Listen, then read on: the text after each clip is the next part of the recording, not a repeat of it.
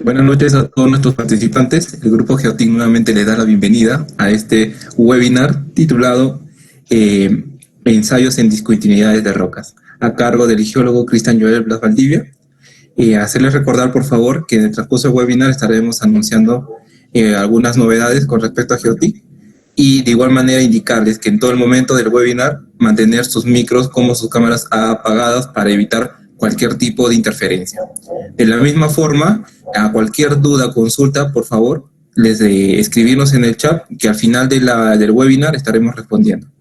Bueno, sin nada más que agregar, pasamos con Cristian. Cristian. ¿Qué tal? Buenas noches con todos. ¿Se me logra escuchar claro?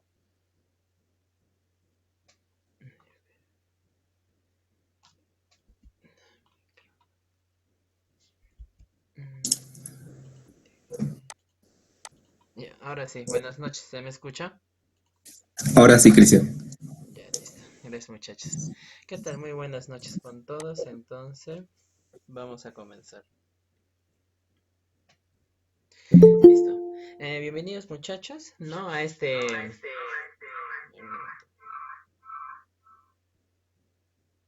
A ver, un momento, por favor. Ya, buenas noches. Muy bien, bienvenidos a este webinar del día de hoy. Vamos a hablar de lo que es netamente, ¿no? Ensayos en discontinuidades, un poco entender la importancia de las discontinuidades en la mecánica de rocas. ¿Sí, muchachos? A ver, déjame empezar esto. Bueno, eh, comenzando, o desde donde siempre vamos a empezar, es definir lo que es el macizo rocoso, ¿no?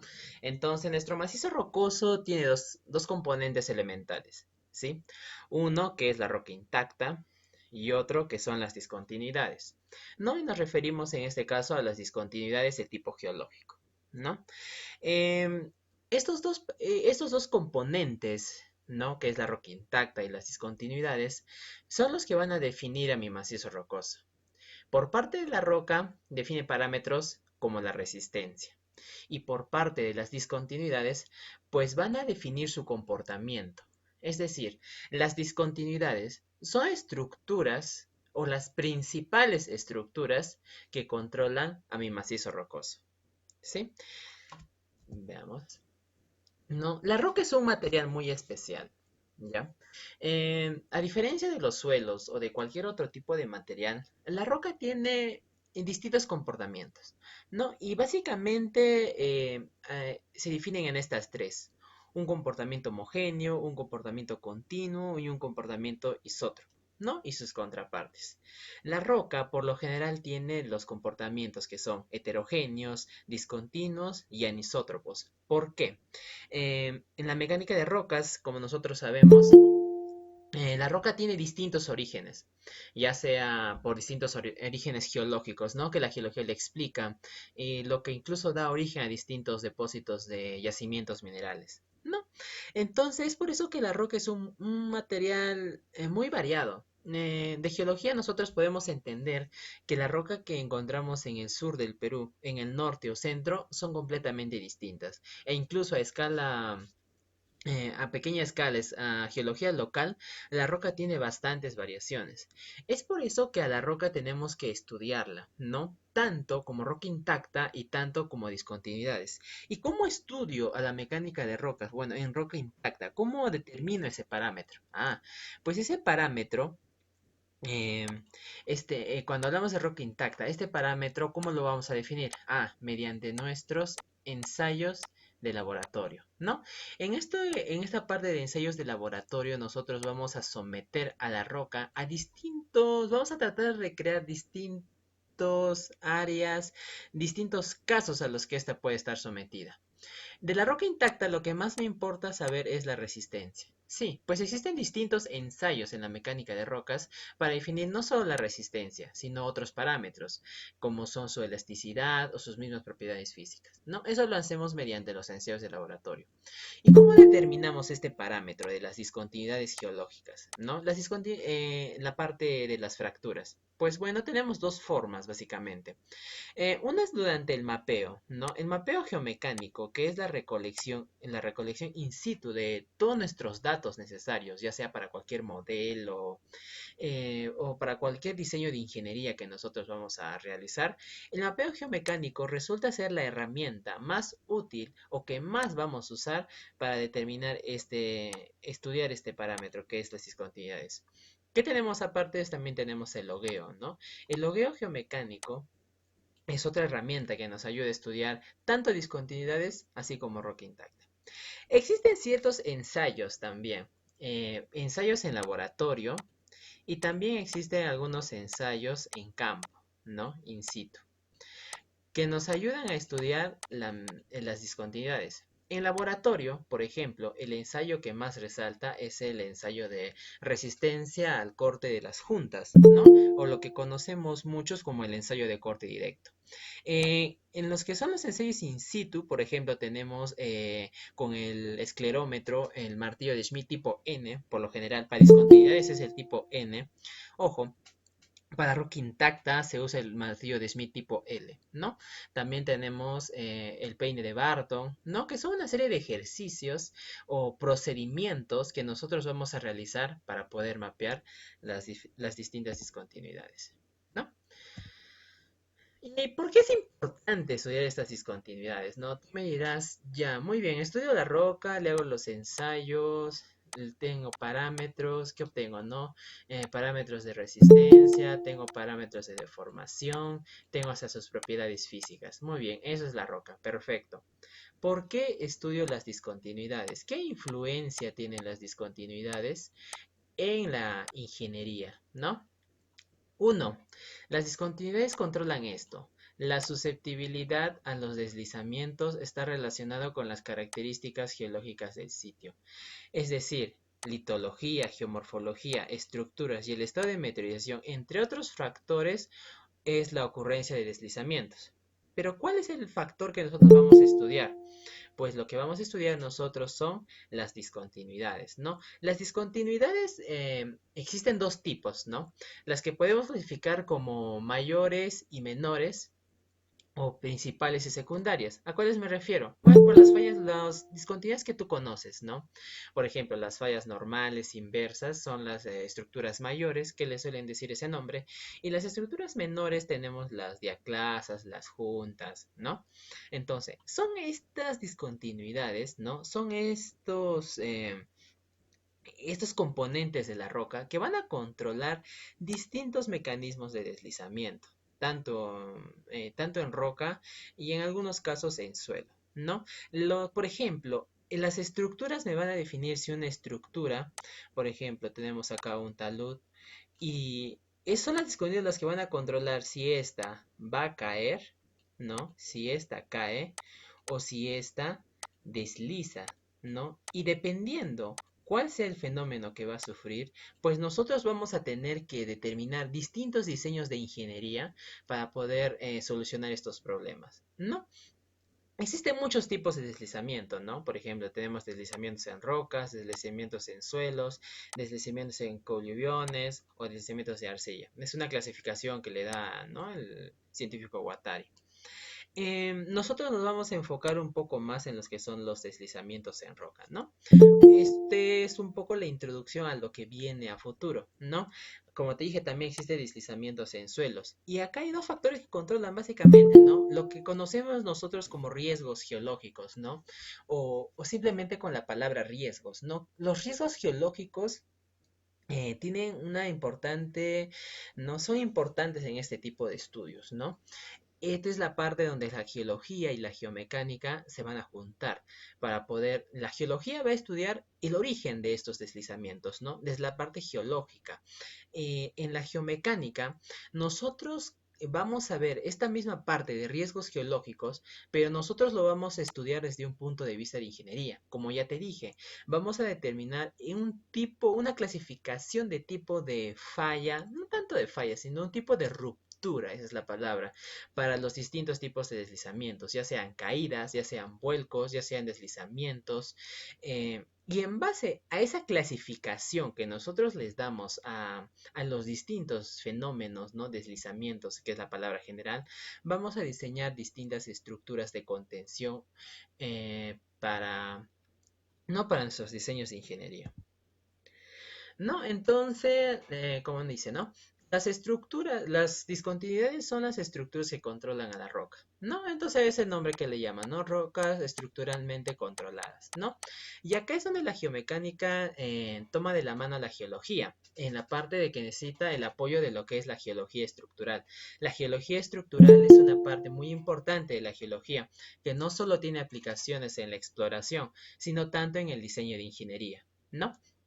Como te dije, las estructuras prácticamente son las que controlan a la roca. Claro, en la definición de macizo rocoso que te dice que es roca intacta, ¿no? La roca intacta en la naturaleza no existe como tal. Es una definición muy teórica y más en ambientes mineros, ya que el ambiente minero es un ambiente muy especial, ya que al ser un ambiente minero, este significa que ha sido sometido a distintos procesos como son hidrotermalismo, yacimientos epitermales, entre otros, ¿no? Acá, por ejemplo, vemos estructuras, los que son, podemos decirle, mayores, ¿no? Por ejemplo, acá vemos un dique y vemos cómo las estructuras, mira, si te das cuenta, cómo son de genial estos tipos de estructuras que van a diferenciar a la roca, ¿no? Y eso en la geomecánica tiene una gran aplicación en lo que más adelante vamos a conocer como la zonificación geotécnica. Claro, la geología estructural, la geomecánica, se van a combinar con la topografía y otras ciencias más para poder diseñar mejor nuestras estructuras, ya tanto sea para ingeniería minera o para ingeniería vial. Y es lo que vemos, lo que pasa acá. Las discontinuidades, en este caso las que son mayores, me diferencian a la roca, ¿no? Me diferencian, es como un límite. Las controla incluso en su inclinación y en su comportamiento, ¿no? Acá, por ejemplo, tenemos SIL, tenemos diques. Acá, por ejemplo, tenemos el más conocido tal vez de los sistemas de discontinuidad, que son los estratos, y acá un tipo de falla, ¿no? ¿Y eso en qué tiene sentido? Ah, ya, ahora vayamos a la geoingeniería. Pues nosotros necesitamos saber los planos de las discontinuidades, ¿sí? Porque son en base a estas discontinuidades, ¿no? ¿Qué es una discontinuidad? Es una zona de debilidad. Ah, ya, ¿qué me quiere decir esto? Al ser una zona, bueno, la definición para geomecánica no la define como una zona de debilidad, lo define como una zona de potencial debilidad, de potencial falla, ¿no? Entonces, las discontinuidades geológicas, que le vamos a llamar así, las discontinuidades geológicas, tienen muchas aplicaciones, pero para la geomecánica es una posibilidad de falla, ¿no? Una posibilidad de que la roca se pueda romper, caer o deslizar. ¿Y eso en qué relevancia tiene? Pues cuando yo quiero hacer mis distintos diseños de ingeniería, por ejemplo, quiero hacer una carretera, no quiero hacerme una carretera o un acceso a un open pit, distintas aplicaciones, y acá tengo mi talud, ¿no? Entonces, ¿yo qué voy a hacer? Mediante distintas herramientas. Esto digamos que estamos en open pit, entonces vamos a descartar al logueo geomecánico. No estamos en un afloramiento, ¿no? Acá tenemos nuestro afloramiento y por acá va a pasar nuestra carretera. Listo, entonces, nosotros vemos, ¿y esto qué es? Un macizo rocoso. Muy bien. El macizo rocoso, ¿qué comprende? Roca intacta. Perfecto. ¿Qué más comprende? Discontinuidades. Muy bien. La roca intacta, ¿cómo lo vamos a evaluar? El primer parámetro o el más importante que nos interesa es la resistencia. ¿Eso mediante qué lo voy a hacer? Ensayos. Si no, bueno, si no te acuerdas o no has estado en las otras sesiones, te las recuerdo. Las de resistencia, ¿cuáles son? Uno, la que más nos gusta a nosotros los estudiantes, nuestro martillo de geólogo. Segundo, nuestro esclerómetro. Tercero, ensayo PLT. Y el último, el ensayo UCS, ¿no? O RCS, resistencia a la compresión simple, ¿no? Entonces, estos cuatro que son los principales que me estiman resistencia. Muy bien, ya tengo la resistencia de mi roca intacta. Perfecto. ¿Qué me falta? El segundo parámetro, las discontinuidades. Ah, ya, las discontinuidades. Entonces, ¿cómo te dije que podemos estudiar las discontinuidades geológicas? Uno era el logueo, pero está descartado, es un afloramiento. Es el mapeo geomecánico, ¿no? Y dentro del mapeo geomecánico, ¿qué encuentras? Las caracterizaciones y las clasificaciones geomecánicas. Una clasificación geomecánica importante, ¿cuál es? La del RMR. ¿Y cuál es, dentro del RMR, quién está? El primer parámetro, em, cuando analiza las discontinuidades, ¿no? Entonces, lo que nosotros vamos a necesitar acá es definir las orientaciones de mis discontinuidades, porque son estas las posibles, ¿no? Dicen, ¿no? Las posibles estructuras de falla. No necesariamente significa que porque hay una discontinuidad o una junta, una diaclasa, estas signifiquen zonas de debilidad. Puede ser que una roca esté estructuralmente fallada, pero no necesariamente que se va a caer. Es entonces en esta rama donde la geoingeniería entra a su aplicación. No, uno, en determinar si esto va a caer o no va a caer. Segundo, determinar cómo va a caer. Puede ser vuelco, puede ser deslizamiento o por caída, ¿no? Después de que analiza si va a caer o no y luego cómo va a caer, pues sigue los diseños de ingeniería, ¿no? Lo que conocemos como estabilidad de taludes, ¿no? La roca ya está, listo. ¿Qué más?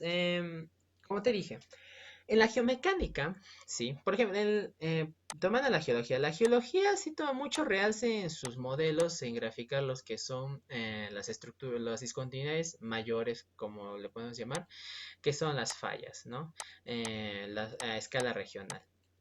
¿Ya? Y también toma muy en cuenta y las menores, que son estas, ¿no? Planos de estratificación, diaclasas, esas cosas.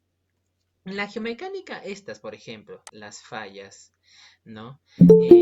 Son tomadas de manera explícita y las menores, como son las diaclasas, son tomadas de manera implícita en nuestros diseños, ¿no? Entonces, por ejemplo, acá tenemos una fractura, ¿no?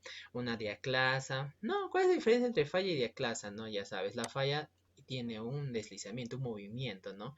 Mientras las diaclasas no presentan eso. Acá, por ejemplo, vemos un banco de talud, vemos estratificaciones, ¿no? Que es quizá la más común de todas las discontinuidades, ¿no? La más resaltante a simple vista. Y también es algo que pasa en los ambientes mineros, cuando se cerca de un ambiente minero, existe un tipo de discontinuidad especial, ¿no? Que son las venillas o llamadas vetillas. ¿Por qué? Por lo general, estas tipos de discontinuidades, ¿qué tienen? ¿No? Tienen algo, tienen un relleno, ¿no? ¿Y qué es ese relleno? Ya. Pues digamos que estás en un stock work, no ocurrió lo que ocurre en la geología, suben fluidos hidrotermales, encuentra las zonas de debilidad de la roca y se sube por ahí, luego pasa presión, temperatura y acá se cristaliza, ¿no? Ajá. Es un tipo de discontinuidad, claro. Pero esas pueden ser muy especiales, ya que las venillas, por ejemplo, a lo que mayormente cuando uno habla de discontinuidad se imagina una zona de debilidad, pero las venillas suelen ser un caso especial, ya que aparte de estudiar bien la discontinuidad, vas a tener que estudiar el tipo de relleno que éste tenga, ¿sí? Algunos rellenos pueden incluso hacer más resistente a tu roca, como son el cuarzo, ¿no? Algunos moderadamente, como son la calcita, y algunos la debilitan aún más, como son las arcillas, ¿no? Los panizos y todos esos. Vamos a la siguiente diapositiva. No, y acá está lo que te decía, ¿no? Las que son las mayores, por ejemplo, como son las fallas, falla normal, falla inversa, falla y cizalla, entre otros, se grafican de manera explícita, ¿te acuerdas, no? ¿Y para qué significa que se manejan de manera explícita? Pues son estos tipos de estructuras los que me van a delimitar lo que vamos a conocer como dominios o zonificación, ¿no? Son estructuras ya a nivel regional, ¿no? Y estos me van a dividir a mi macizo rocoso, ¿no? ¿Por qué? ¿Qué es lo que pasa? Todo esto es un macizo rocoso. Déjame, mi mouse se desconectó. Perdón. Todo esto es mi macizo rocoso. Sí, todo esto es mi macizo rocoso. Muy bien. Ya. Cuando yo haga mis análisis de discontinuidades, ¿no? Mediante un software especializado como es el software DIPS, por ejemplo. Acá, por ejemplo, mira, ¿ves acá? Por ejemplo, mira, acá es más notorio. Si se dan cuenta, acá tiene otra coloración, ¿no? Entonces acá, bueno, acá por la sombra no se nota, Y acá veíamos estos dos casos. Si se dan cuenta, son totalmente distintos, ¿no? Visto desde lejos, ¿no? Quizás si estuviéramos acá veríamos la diferencia con más grande. Pero la primera diferencia a simple vista que uno nota es la coloración. No significa entonces que son dos sistemas distintos, ¿no? Y en vez de decir sistemas de discontinuidades, acá lo vamos a llamar zonas, ¿ya?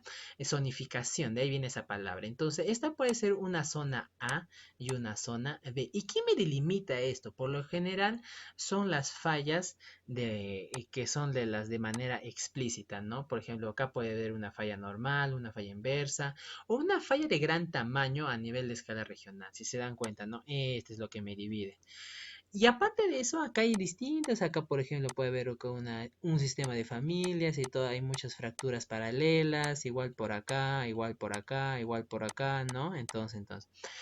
En mis análisis, por ejemplo, adelantándonos un poco a lo que, ¿no? Vamos a ver en un futuro curso, ¿no? Que ya les voy a ir adelantando. Por ejemplo, que es con el software DIPS, ¿no? Nosotros en geomecánica necesitamos saber también estas pequeñas estructuras, pero vamos a utilizar herramientas como la estereografía que van a hacer que no delimitemos estas estructuras así como, porque sería un mundo, ¿no? Eso ya. Entonces, usamos la herramienta de la estereografía para poder representarlas de manera implícita, ¿no? O sea, de simplificar su representación para un determinado análisis y diseño, ¿no? Es un poco que te voy adelantando, ¿no? Eso me refería con las que son las explícitas y las implícitas, ¿no? Las fallas de escala regional, por ejemplo, ¿no? Son las que me van a definir las distintas zonas, ¿no? La zonificación geotécnica. Listo. ¿No? Y sus aplicaciones, ¿no? Como te dije, las discontinuidades, o bueno, en este caso, la geología estructural, ¿no? Y se incluye de ambas estructuras, ¿no? ¿Para qué vamos? ¿Por qué es tan importante estudiar las discontinuidades? No solo discontinuidades, sino a la roca intacta más las discontinuidades, ¿no? Es todo un estudio en conjunto, pues para distintas cosas, mis excavaciones, presas, túneles, carreteras, ¿no? Como te dije, ¿no? El caso más simple es el de la carretera, ¿no? ¿Y yo qué es lo que quiero? Si voy a hacer una carretera, una construcción vial, yo quiero que este talud no se caiga, ¿no? No se me venga encima. Igual con un túnel, en un túnel hay que tener más cuidado porque lo que tú estás haciendo en un túnel es perforar la roca, o sea, la roca estaba estable, la roca estaba, bueno, decirlo así, no, la roca estaba happy con sus discontinuidades, estaba bien, estaba estable, pero luego vienes tú y la vas a perturbar y le vas a perturbar su resistencia, entonces es necesario ahí importante, las discontinuidades que mantenían estable este sistema a mi proyecto de ingeniería, ¿están a favor o están en contra mía? ¿No? Eso es lo que vamos a estudiar, o eso es lo que estudia la mecánica de rocas, ¿no? Ahí te voy dando unos pequeños adelantos. Vamos a avanzar un poco más, que no nos va a ganar creo un poco el tiempo. Listo, ¿no? Y acá, por ejemplo, este es un tipo de análisis, ¿no? Acá, por ejemplo, ¿ves lo que pasa? Acá tienes tu talud y esto, ¿no? Es lo que yo quiero evitar, los deslizamientos, ¿no? Y si es necesario, por ejemplo, ¿no? En carreteras este es un problema más grande que en minería. ¿Por qué? En carreteras ya tenemos un diseño, ¿no? Y hay un diseño de la carretera. Y cambiar ese diseño de la carretera es muy complicado. En el expediente ya está. En cambio, cuando estamos en galerías, en túneles, tú ves que sí o sí va a caer y puedes cambiar la orientación, ¿no? Pero en carreteras ocurre este problema, ¿no? Y lo vemos a diario, ¿no? En nuestro amado Perú. No, entonces, este es un tipo de deslizamiento. Deslizamiento es el nombre general. Como te dije, el deslizamiento puede ocurrir por distintos factores. Puede ser caída, vuelco o deslizamiento. No, en este caso vamos a estudiar el caso más común o que más... no, perdón, mi mouse. Que es por deslizamiento. Y vamos a realizar un análisis cinemático, ¿no? Entonces, estudiando las discontinuidades, ayudándonos de las herramientas como son la estereografía, vamos a poder primero determinar si esto, cómo va a caer, ¿no? Eso es lo primero. Ya que, y la geomecánica nos da tres diseños básicos, ¿no? Uno que es este que se llama cuña, este que son los planares y este que son los vuelcos, ¿sí? Entonces, con la ayuda de la estereografía, nosotros vamos a poder determinar la forma del deslizamiento. Luego que tenemos la forma de deslizamiento, que tenemos que saber si esto cae o no cae. Y eso lo vamos a saber con algo que se llama el factor de seguridad, ¿no? Y acá entonces te hago la invitación oficial del próximo curso que va a realizar Geotic, ¿no? Que va a ser el de implicaciones geofísicas y análisis cinemático de taludes en roca, ¿no? Porque también hay taludes en suelo, acá solo vamos a ver el caso del tipo de roca, ¿sí? Donde, ¿qué vamos a hacer? Pues vamos a hacer desde cero, ¿no? Esa es la idea, ¿sí? Esto más o menos va a ser en las fechas de mayo. Ya te voy adelantando. ¿Qué es lo que vamos a hacer? Pues vamos a estudiar desde cero, ¿no? Prácticamente desde que es un talud, ¿no? Si tal vez te ha costado en la universidad, no llegas a entender muy bien estas cosas que te digo de la relación, ¿no? Entre geología, geomecánica, taludes, deslizamiento, y lo vamos a desarrollar con un poco más de calma. Vamos a aplicar la estereografía netamente a la ingeniería. Vamos a hacer el DIPS desde cero, ¿sí? Y luego vamos a hacer estas cosas, ¿no? Cómo determinar los análisis cinemáticos, y también vamos a entrar a lo que es el factor de seguridad, ¿no? Que es donde vas a saber si esto cae o no cae, ¿no? Ajá, listo. Bueno, y volvemos a, ¿no? Donde estábamos más antes. Eso fue caracterización del macizo rocoso, ¿no? Muy bien. Para repasar esto, sí, te lo voy a repetir muchas veces. Es muy importante que entiendas esta idea, ya que este es el por qué estudiamos la mecánica de rocas, o por qué estamos haciendo este curso, o el por qué, ¿no? ¿Para qué hacemos esto? Ya, y desde acá se empieza. Recuerda, caracterización de macizo rocoso. Roca intacta, discontinuidades. ¿Cómo estudias la roca intacta? Ensayos. ¿Cómo estudias las discontinuidades? Mapeo y logueo. La roca intacta, ¿no? Tiene los ensayos de laboratorio y los ensayos de campo, ¿no? Para roca intacta, ojo, para roca intacta. Ensayos de laboratorio, los principales, los que funcionan con el criterio de Hook-and-Brown. UCS, BTS, TX, ¿no? Uniaxiales, los de tracción y los triaxiales. Y también tenemos los ensayos de campo, como son el martillo de geólogo, el martillo de Schmidt y el ensayo PLT. Eso es para roca intacta. Lo que estamos haciendo hoy día, discontinuidades, como te dije, el mapeo geomecánico.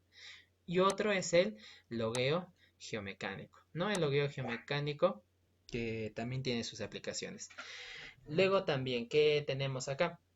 Por mapeo geomecánico, pues tenemos en relación la toma directa de datos, ¿no? En el logueo vamos a usar lo que son los coris, ¿no? Que son la principal fuente de información cuando no tenemos acceso, por ejemplo, a un afloramiento, ¿no? ¿Y qué es lo que vamos a lograr con estos dos? Pues clasificar a nuestro macizo rocoso para tener una calidad de mi macizo rocoso y saber si este es el adecuado para mi diseño de ingeniería. Muy bien, ¿no? El efecto escala.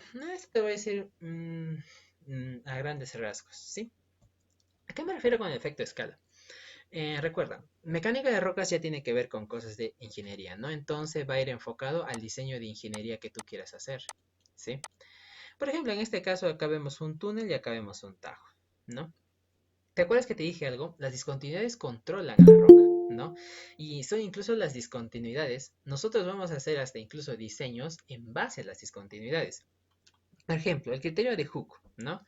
¿Qué hay acá? Dice, una roca intacta, ¿no? Acá está, una roca intacta en teoría que dice que tiene cero discontinuidades, ¿no? Entonces dice que sí, el criterio de Hook-and-Brown, ¿no? En este caso es netamente el criterio restringido de Hook-and-Brown, estudia la roca intacta, ¿no? El estudiar la roca intacta es un poco, ¿no? Es no sencillo, pero es más simple, ya que no hay nadie que lo perturbe. Luego, por ejemplo, ahora, si tu roca intacta tiene un sistema de discontinuidad, pero este sistema, por ejemplo, está aleatorio. ¿Qué significa? Si yo tengo una raya acá, ¿qué me dice? No me dice nada, ¿no? Entonces, Hooke lo clasifica como un sistema discontinuo. ¿Y por qué discontinuo? Porque yo veo acá una raya y no, o sea, imagina que todo esto es mi campo de acción. Yo veo acá una raya y es una raya. No tiene, o sea, no hay forma de estudiarla. Por eso le llama un material no continuo. Y dice que Hooke and Brown no estudia ese tipo de materiales. Ahora ves por acá, ¿no? Aquí es este caso. El segundo caso dice que hay una raya acá y una raya acá. Ya, hay más familias discontinuidades, pero no tienen eh, un patrón, ¿no? Entonces son de forma muy aleatoria. Entonces Hook and Brown te dice, no, el criterio de Hook and Brown no se va a usar para ese diseño de ingeniería. Pero ¿qué pasa, por ejemplo, cuando ya existen, por ejemplo, por ejemplo, el caso más simple o el más conocido son las estratificaciones, ¿no? Ya vemos sistemas, familias y discontinuidades. Y nosotros lo que vamos a determinar con todo esto es que si estas familias y discontinuidades van a jugar a favor o en contra de nuestro diseño, ¿sí? Ese es el objetivo. Bueno, entre los ensayos y discontinuidades, como te había mencionado, tenemos dos, los de laboratorio y los de campo. Los de laboratorio, que es el que vamos a ver específicamente o un poco más a detalle hoy día, ¿no? Tenemos al ensayo de resistencia de juntas al corte, o algunos que lo conocen como el ensayo de corte directo, ¿sí? Luego tenemos los ensayos índices de campo, ¿no? Como son el esclerómetro, el tilt test, el perfilómetro y el logueo. No, el logueo lo vamos a ver en otra ocasión, ¿sí? Pero también pertenece a los índices de campo, ¿no? Por ejemplo, a ver, ¿para qué me sirve todo esto? ¿No? Por ejemplo, el logueo. El logueo geomecánico, dándote un poco de hablar de eso, mm, tiene ensayos por excelencia, ¿sí? Por ejemplo, uno de los ensayos por excelencia que tiene el logueo geomecánico es el ensayo de corte directo, el que vemos acá. Este ensayo es un poco más costoso, ¿ya? Y por lo general es un ensayo que es netamente para los cores, para tus testigos, ¿no? Incluso el ensayo PLT, ¿no? Es usado excepcionalmente para los logueos, ¿no? Pero el ensayo PLT es un ensayo muy versátil, ¿no? Y ya, bueno, en los anteriores webinars, por ejemplo, talleres, hemos visto eso. El ensayo de corte directo no es tan versátil como el ensayo PLT, ¿no? Y es un poco más costoso. Por lo general, este ensayo se utiliza más en minería. Y si son obras viales subvencionadas por la minería o que la mina va a usar, ¿no? El ensayo de corte directo. Bueno, el nombre corto, ¿no? Corte directo en sí es el ensayo de resistencia de juntas al corte, ¿no? Es un ensayo un poco más costoso y hecho excepcionalmente para logueo. ¿Se puede hacer con roca de afloramiento? Sí, sí se puede hacer, pero necesita un proceso, ¿no? Una preparación de muestra. Listo, ¿no? Ensayos en discontinuidades. En la mecánica de rocas hablamos de una fuerza de resistencia al desplazamiento que en la naturaleza se manifiesta a través de deslizamientos o desprendimientos. La fuerza es conocida como la fuerza de fricción. A ver, tu física 1, ¿ya? Vamos a recordar tu concepto de física, ¿sí? Física 1, ¿no? Vamos a recordar. Si te acuerdas tus diagramas de cuerpo libre, acá por ejemplo voy a tener una superficie, ¿ya? Ay, perdón, una superficie recta. Ya está. Acá tenías, ¿te acuerdas? Tu bloque, ¿no? Muy bien, ahí tenías tu bloque. Acá hay una pendiente, ¿sí? Ya está, hay una pendiente. Listo. Te decía, como está hacia abajo, acá ¿qué fuerza tenías? Tu fuerza de gravedad, ¿no? Y acá, ¿qué partías? Acá tenías tu eje X y acá tenías tu eje Y, ¿no? Y descomponías tu fuerza de gravedad, ¿no? ¿Y cómo descomponías tu fuerza de gravedad? Uno en el eje X y uno en el eje Y, ¿no? Y te iba a quedar una fuerza por acá y una fuerza por acá. Listo, ¿no? Y más la pendiente, pues ya está, tienes una fuerza. Listo. Esto es básicamente de manera simple lo que pasa en un deslizamiento. Lo tienes acá, un talud. Tienes acá, ¿no? Acá, por ejemplo, mi carretera. Ahí está mi carreterita. Y acá, por ejemplo, puede haber mi macizo rocoso, ¿no? Muy bien, hasta ahí todo es igual. Hay la acción de la gravedad y de la misma pendiente, ¿no? Que tú cuando te pones acá dices, esto se puede caer, ¿no? Lo primero que se te viene a la cabeza. Listo. Ahora, ¿qué pasa? Por ejemplo, acá tienes una estructura y ¿por qué no cae? La pregunta es, está a alta pendiente y ¿por qué no cae?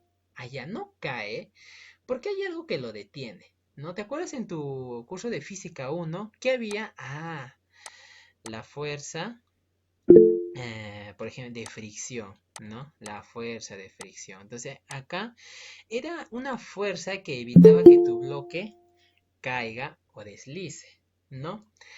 ¿Y cómo le vamos a llamar? Acá ya no le vamos a llamar netamente fuerza de fricción, sino que le vamos a llamar fuerzas estabilizadoras. Ajá. Y a esta fuerza que está haciendo que tu bloque se deslice o caiga, ¿qué le vamos a llamar? Pues fuerzas desestabilizadoras. Ajá, listo, ¿no? Entonces son las discontinuidades, ¿no? Son las discontinuidades las que me van a ayudar a estudiar este fenómeno, si un cuerpo cae o si un cuerpo desliza. ¿Y por qué? Ah, es que las discontinuidades son especiales, amigo. Son especiales. ¿Por qué? Es una zona de debilidad. Muy bien, hasta ahí todo bien. Pero no es tan simple como parece. ¿Qué hay acá? Por ejemplo, cuando tú ves una roca, ves acá, por ejemplo, unos pequeños dientecitos, ¿no?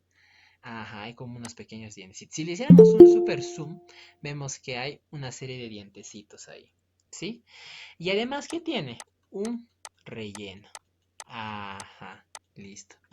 Esos dientecitos son los que conocemos como fricción. Ah, y esa fricción, ¿a qué te suena? ¿A qué te suena?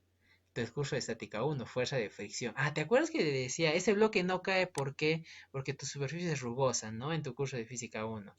Ah, ya. Entonces, las fuerzas estabilizadoras pueden traducirse como las fuerzas de fricción o tu ángulo de fricción, ¿no? Ah, ya ves esa correlación de nombres que existen, ¿no? En tu curso de física uno, a tu curso de mecánica de rocas, con lo que queremos o con lo que refleja las discontinuidades, ¿no? En suelo la fuerza de fricción tiene una definición totalmente distinta y tiene que ver más con si un suelo es cohesivo o no es cohesivo, es arcilloso, es arenoso, ¿no? En mecánica de rocas estos dos valores de fricción y el que vamos a ver hoy día también, cohesión, están netamente relacionados a las discontinuidades. Ah, te pregunto, ¿la roca natural, la roca intacta, tendrá fricción? ¿La roca natural intacta tendrá cohesión? ¿El macizo rocoso naturalmente tiene cohesión y fricción? ¿No? A ver si las puedes responder al final de la clase, ¿no? Lo que sí te adelanto es que las discontinuidades tienen estas dos, ¿no? Cohesión y fricción. ¿Y a qué se refiere la cohesión? Ah, ya. Entre discontinuidades, ¿qué ha pasado? Hay un tipo de relleno. Ah, hay un tipo de relleno, muy bien. ¿Y qué es este relleno? Es como un pegamento natural, ¿no? Si eres civil, por ejemplo, ves cuando vemos cuando hablamos de hay suelos no muy resistentes y dices tiene cementante natural, ya. Eso es parecido igual en la mecánica de rocas. Hay un cemento acá, ¿no? Que es lo que conocemos como es el relleno. ¿Y qué son esos rellenos, no? Ah, pueden ser, por ejemplo, el cuarzo, pueden ser la calcita, pueden ser incluso un tipo de arcillas o una serie de cosas, ¿no? Y son como un cemento. Y este cementito puede serlo incluso más resistente o quizás menos resistente a tu discontinuidad. Ah, ya. Y de ese valor físico que representa la cohesión. No su nombre, no, cohesión te suena a que algo esté junto. Hay una fuerza que hace que se mantenga, ¿no? Ah, ya. Y son estos dos parámetros, ¿no?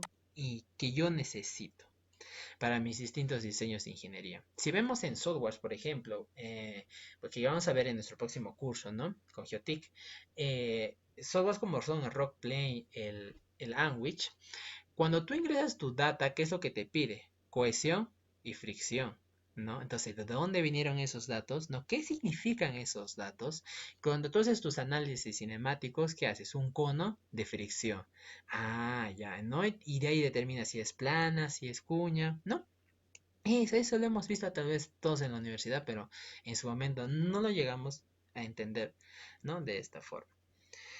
No, listo, todo el análisis ya, ¿no? Dice todo el análisis gira alrededor de poder representar físicamente la rugosidad y el tipo de relleno. Acuérdate, rugosidad, relaciónalo con fricción y relleno, relaciónalo con cohesión.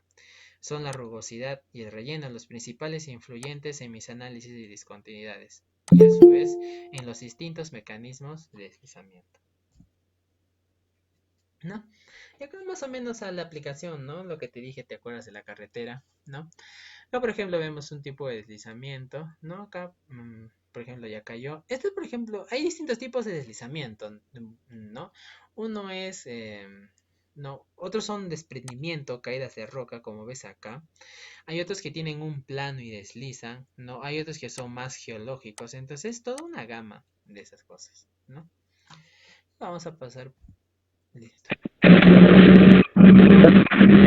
¿Cómo que no tienes problemas? Se nos... Qué pena.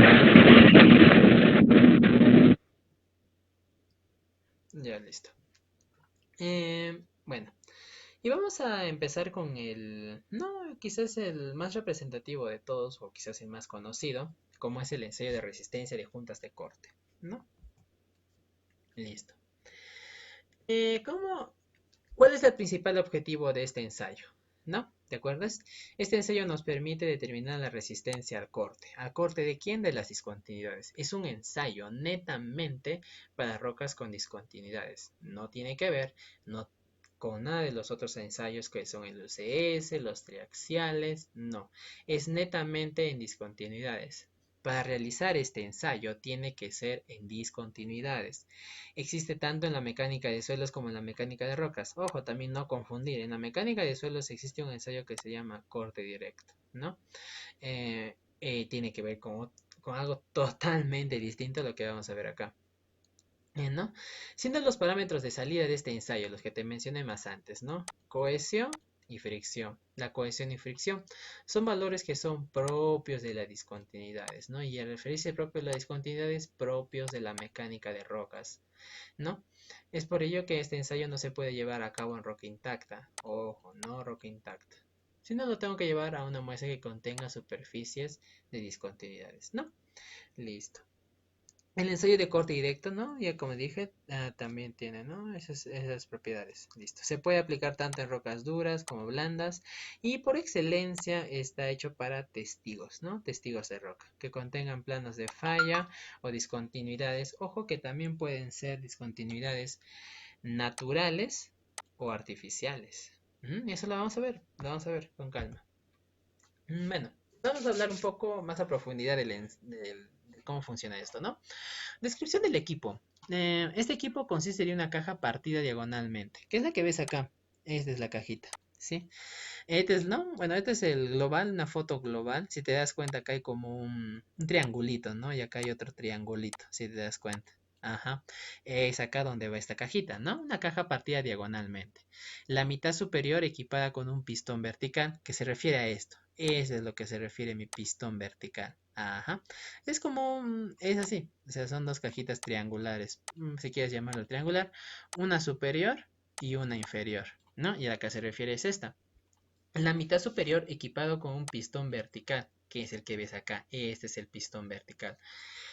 Para aplicar una fuerza normal. No creo que su mismo nombre se lo dice. Como te digo, este es muy parecido a tu física 1. Un plano X, ¿sí?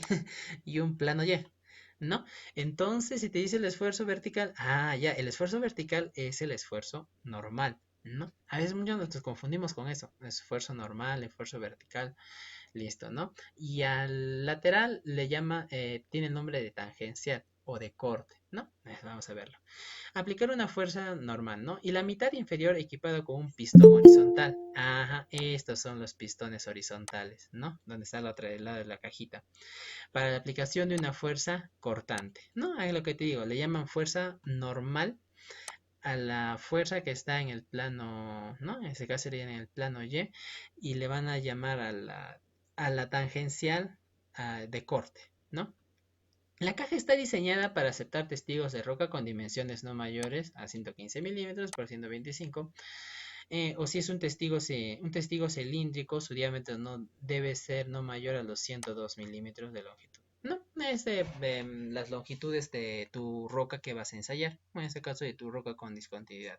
No, dice, la fuerza aplicada por el pistón vertical es transmitido por medio de una bomba hidráulica de operación manual. Ajá, estos equipos que ves acá, estas palanquitas, ¿no? A eso se refiere, ¿no? Esto lo vas a ir, ¿no? Como si fuera una cocinita primos. ¿Sí?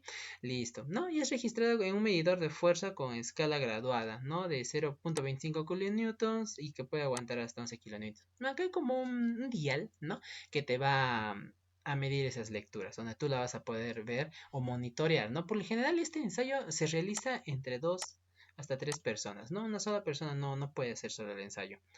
No, la fuerza aplicada por el pistón horizontal es transmitido por medio de una bomba hidráulica de operación manual, como la que ves, ¿no? Todo este equipo corresponde a eso. Y es registrado en un medidor de fuerza, igual parecido a un dial, ¿no? Estas fuerzas deberán estar alineadas con el centro de plano de corte. No, es muy parecido al ensayo triaxial, ¿no? Es parecido. Listo. Para eso, no, como te dije, esto se está dentro de esta cajita, ¿ya?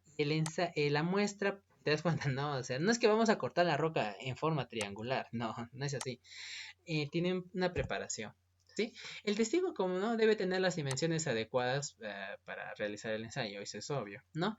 Pero aparte de eso, necesita un cierto proceso, ¿no? Acá, por ejemplo, ¿qué es lo que vamos a hacer? Mira, así te dan la muestra, ¿no? Así como así, como te digo, por lo general siempre van a traer testigos, ¿no? Entonces lo que vamos a hacer es uno, ¿no? Por ejemplo, acá está, lo ponemos en el plano XY y digamos que acá tengo una discontinuidad, ¿no? ¿Qué es lo que pasa? Esta discontinuidad tiene que estar alineada con tu eje, ¿no? Entonces, ¿qué es lo que vamos a hacer? Acá está, ¿no? Acá está tu eje, acá está tu eje. ¿Qué es lo que vas a hacer? Pues vamos a agarrar esta discontinuidad y la vamos a alinear a un eje, ¿sí? En este caso, en el eje X. Ajá, en el eje X. Entonces, ¿qué es lo que va a pasar? Esto lo vamos a mover con tal que la discontinuidad quede alineada en el eje X. ¿Y qué es lo que va a pasar con tu testigo? Pues va a rotar. Ajá, es esta imagen que ves acá. Si te das cuenta, el testigo está inclinado, ¿no?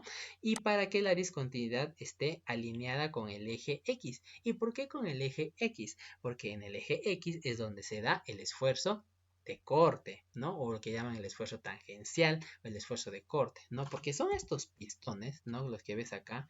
Uno le va a meter fuerza acá en el eje axial, ¿no? Y otro los pistones en el diametral. Entonces, ¿qué es lo que va a pasar? Pues yo lo que voy a hacer es que uno vaya para este lado y el otro vaya para este lado. ¿Para qué? Para generar el corte. Ajá, por eso hacemos esa cosa. Ahora, para mantener la muestra así, la discontinuidad alineada, pues necesitamos fijarla, ¿no? Porque es un cilindro, aparte, bueno, no un cilindro, sino un testigo, y aparte tiene que estar dentro de esta cajita, ¿no? Entonces, ¿qué vamos a hacer? Pues le vamos a crear como un falso molde, si quieres llamarle así, como los que ves acá. ¿Y qué necesito para eso? Pues es un yeso, ¿no? Acá, por ejemplo, la definición le define como una mezcla de arena, cemento y de agua secado rápido. Es un yeso, o si quieres decirle un cemento de secado rápido, y de una resistencia media, la cual no influye en el ensayo, ¿no? Esto ya está en la norma, así que no te preocupes, no es que, no pienses que esta mezcla, ¿no? Va a influir, lo va a hacer más resistente o menos resistente, no tiene influencia, ¿no? Por ejemplo, te da cómo prepararlo, ¿no? La proporción de volumen arena-cemento será de 3:2 y se emplea 700 mililitros de agua, ¿no? Todo eso es sacado de la norma, ¿no? Y luego, ¿qué te dice? Se coloca el sujetador de testigo sobre el molde y se coloca entre sus agarraderas. ¿No se refiere a esto? Acá, ajá, listo, ¿no? Cuando ya esté secado, que va a ser rápido, ¿no? Entonces tú vas a poder encajar tus muestras en el molde, ¿no? La mitad que contiene el testigo lo volteamos y lo colocamos apropiadamente sobre la mitad que acabamos de preparar. Ajá, se refiere a esto. Ajá. Y recuerda que tiene una parte para dar en la parte superior y en la parte inferior, ¿no? Tiene dos cajitas. Luego, ¿no? Ajustamos los tornillos del molde, ¿no? Es parte del equipo. Se añade o remueve pequeñas cantidades de mezcla con una paleta a través de la ranura. No, esto es para nivelar, tal vez, ¿no? Alguna parte ha quedado más alta, una parte ha quedado más baja. Es lo que te dice, ¿no? El ensayo. Luego se desmolda el testigo, se separan las dos partes, listo, ¿no? Y luego vamos a proceder con lo que es netamente el ensayo. Muy bien, entonces ya conocemos nuestro equipo, ¿no? ¿En qué consiste? Pues consiste en prácticamente dos cajitas, unos pistones, uno que te va a aplicar una fuerza normal, otro que te va a aplicar una fuerza tangencial, y estos van a ser leídos por una serie de diales. La lectura no es automática. Bueno, en equipos más avanzados sí es automática, ya que tiene un software, pero no todos son así. La tradicional es que tú vas a tener que estar monitoreando. Es por eso que te digo que este ensayo de 2 a 3 personas. ¿Sí? Luego ya tienes que preparar tu testigo, ¿no? Como te dije, tenemos que alinear la discontinuidad, ¿no? ¿Y por qué no alineamos al otro eje, no? Me dirás, ¿por qué no lo alineamos a lo así? No fue. El corte se hace en el eje X, ¿no? Bueno, antes el eje Y, ¿no? El corte se hace en el eje X, entonces tenemos que alinearlo ahí, donde va a aplicarse los esfuerzos tangenciales o esfuerzos de corte. ¿Sí? Es por eso que hacemos esta cosa. Todo este preparamiento de ensayo tenemos que hacerlo, ¿no?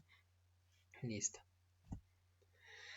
Luego, no netamente la descripción del ensayo, qué es lo que sucede o cómo se desarrolla este. No, acá por ejemplo, ¿ves? Ahí ves, ya está listo, ya fraguó, ya está todo, ahí están mis moldecitos listos para entrar, acá tienes una foto mejor, acá está tu pistón lateral, ¿no? Que los que van a ser los tangenciales, y acá ves los normales, ¿no? Esto va a ir dentro de acá, y acá es lo que te muestra, ¿no? Acá se va a aplicar un sigma, ¿no? Un sigma 1, un sigma normal, y luego el corte, ¿no? Un esfuerzo tangencial, uno va a aplicar en sentido contrario, ¿no? Lo que tú quieres generar es el corte. ¿Listo, no? Acá, por ejemplo, ¿qué te dice el procedimiento? Ah, claro, tener que registrar el diámetro y las dimensiones, la zona escogida a calcular, ¿no? Ah, tienes que registrar esto de acá, esto se refiere, es importante, no nos tenemos que olvidar de ese dato.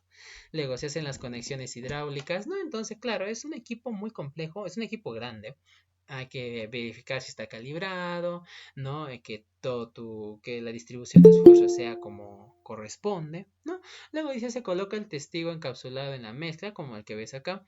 Listo, ¿no? Uno en la parte inferior de la caja y otro va a ir en la parte superior, que ves encima. Listo, ¿no? Se hacen coincidir las partes cortadas en forma manual. Ajá, listo, muy bien. Se empezará el ensayo aplicando una carga normal pequeña para mantener la posición. Luego, ¿qué te dice? Se fija el medidor del desplazamiento de la parte superior para lograr registrar los movimientos horizontales. Se aplica la carga normal requerida con la bomba manual, con las que te había enseñado más antes, ¿no?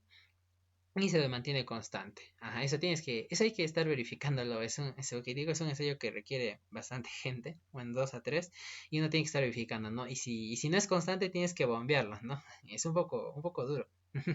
Tiene ahí como un aceite para que tú estés ahí, estés para que se mantenga el constante la fuerza. Listo. No, luego, ¿qué tenemos acá? El ensayo de resistencia de juntas al corte. Listo, ¿no? Se sigue aplicando la carga cortante hasta que este se mantenga constante, ¿no? Entonces habremos hallado el valor de esfuerzo cortante residual. Ya está. Eso lo vamos a ver ahorita un poco más lo que esto refiere, ¿ya? Se repite este proceso incrementando la carga normal con una razón constante, ¿no? Y luego volvemos a repetir todo, ¿no? Acá tienes lo que sucede, ¿no? En forma de una cajita, un esquema. Listo, ¿no? A ver. Allá, otros, por ejemplo, este es de una empresa, Geomer, si no me equivoco, Geomest, ya te hace un estudio, ya, acá prácticamente esto ya es unos equipos más avanzados, como ves acá, ¿no? Acá, por ejemplo, ves de forma más cerca los pistones, acá ves los diales, y acá ya tiene incluido un software, ¿no? Geomes, si no se me ve el nombre ahorita, quizás más adelante ya aparezca, que hacen estos tipos de ensayo, por ejemplo, y ya te hacen lo que ellos dicen, ¿no? Ya una caracterización de las discontinuidades, ¿no? Entonces, antes, ¿no? Quizás antes de hacer todo esto, ¿no? ¿Qué es lo que hay que hacer? ¿No te acuerdas? Se mide el diámetro, este es un vernier analógico o digital, ¿no? Y aparte esto, ¿no? El peine de Barton. Te registra la rugosidad. ¿Para qué? Te hacen un registro fotográfico y un perfil de rugosidad, ¿no? Son cosas que te va a entregar, dependiendo, ¿no? En qué laboratorio lo hagas, ¿no? Algunos solo te van a entregar cohesión y fricción. Y nada de estos valores, ¿no? Listo, muy bien. Ahora vamos a analizar un poco más qué es lo que pasa en todo ¿no? Este proceso, ¿sí?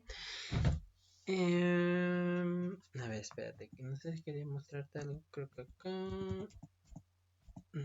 quería mostrarte, bueno, no, creo que está más adelante. Ya listo. ¿Bajo qué criterio funciona esto? ¿Sí? Esto es muy parecido al ensayo UCS, ¿sí? ¿Qué significa? Tiene un valor pico y un valor residual. ¿Qué es lo que pasa? A ver. Ya está. Acá tenemos nuestro gráfico, esfuerzo de formación, ¿sí? ¿Te acuerdas lo que pasaba en el UCS? ¿No? ¿Qué pasaba? Tenías tu roca intacta, sometíamos un esfuerzo, sometíamos un esfuerzo, sometíamos un esfuerzo, llegaba a un valor pico, ¿y qué pasaba? Crack, ¿no? Fallaba la roca, se rompía. ¿Y luego qué pasaba? Esta curva empezaba a decaer o tenía distintos tipos de decaimiento, ¿no? Perfecto. ¿Esto qué es? En el ensayo UCS. Muy bien. Listo. ¿Esto en qué ensayo está? Roca intacta. Perfecto. Hasta ahí todo bien. ¿Qué ocurre? Tú me dirás, claro, es que Cristian, estás ensayando rocas con discontinuidades, ¿no? ¿Eso qué significa? Cristian, esa roca ya tiene una falla. Esa roca ya dejó de ser intacta. Tiene una superficie de corte, una superficie de falla, ¿no? Entonces, Cristian, no podrías hallar un valor pico porque esa roca ya está fracturada o ya está debilitada, ¿no? Ajá, estás en lo correcto. Esta roca ya está debilitada y tiene una superficie de corte. Pero es que acá, ojo, recuerda, este ensayo de corte directo no se enfoca en la roca, ¿sí? No. No estamos hallando estamos hallando aquí la resistencia de la discontinuidad. ¿Y qué te había hablado más antes? Ah, acá está la discontinuidad, ¿no? ¿Y te acuerdas los dientecitos? Los dientecitos, los dientecitos. Cuando hacemos este proceso de los esfuerzos tangenciales, ¿qué estamos haciendo? Ah, estamos como, ¿qué? No, acá una fuerza. ¿Qué estamos midiendo? La fricción. Ah, ya. ¿Y te acuerdas que te dije que estas discontinuidades tenían un relleno? ¿No? Un relleno, un relleno, un relleno, un relleno, un relleno. Listo. ¿Qué pasa? El corte, el estado pico, no se refiere a la roca, se refiere al relleno.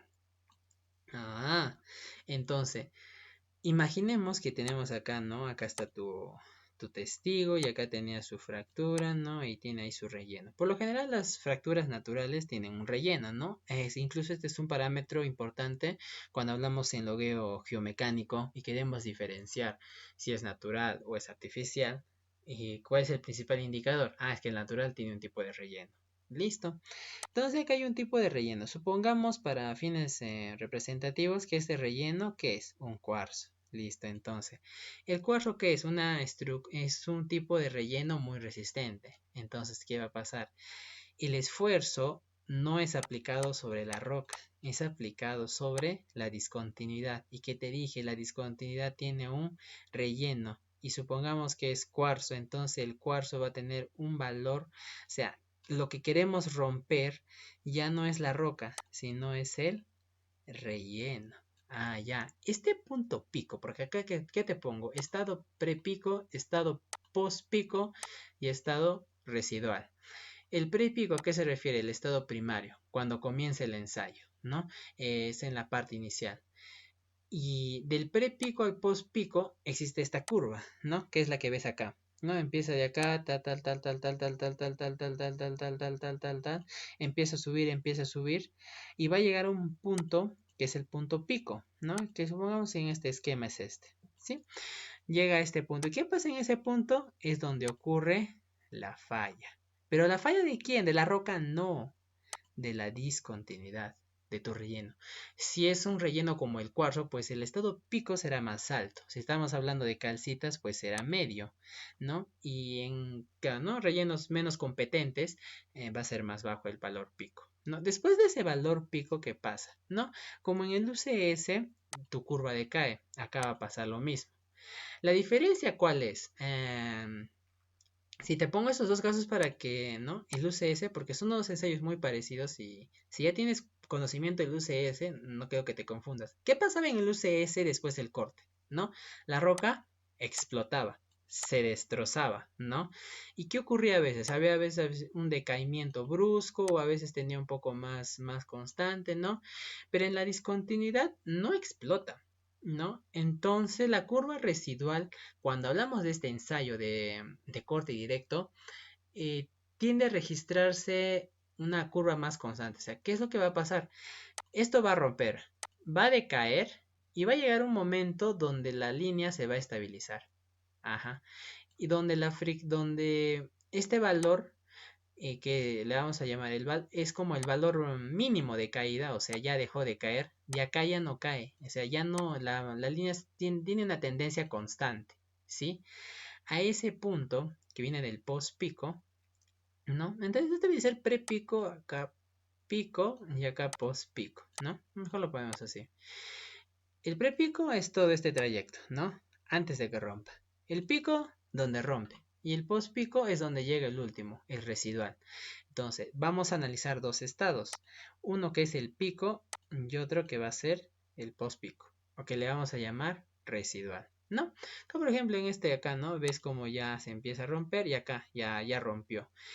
Y claro, es que cuando empieza a romperlo no, estás haciendo un esfuerzo y se mantiene. Ya cuando se rompió, ya, o sea, es como si los tintecitos, ¿no? Los dientecitos ya estuvieran lisos, ¿no? Entonces, si algo ya está relativamente liso, ¿no? Esto es solo un ejemplo.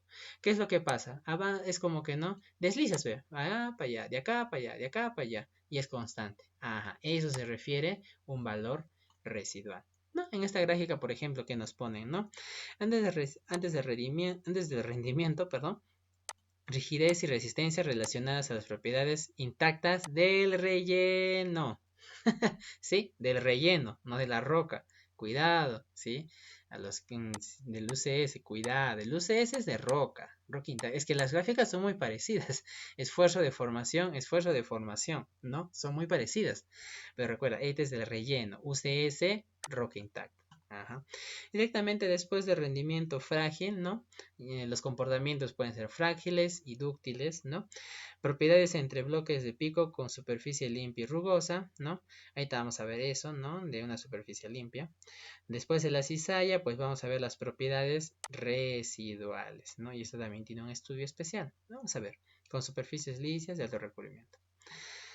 Ajá, a ver, déjame avanzar. Esto es lo que te decía, ¿no? Acá vemos el esfuerzo de corte. ¿Cuál es el esfuerzo de corte? El esfuerzo tangencial, ¿no? ¿Y cuál es ese? El esfuerzo que estaba en las zonas laterales. Ojo. Y acá que está relacionando un gráfico de esfuerzo tangencial y desplazamiento, o sea, deformación, ¿no? Entonces, gráfico de esfuerzo, deformación, ya está. Acá, por ejemplo, acá vamos a analizar el esfuerzo tangencial y el esfuerzo normal, ¿no? Listo.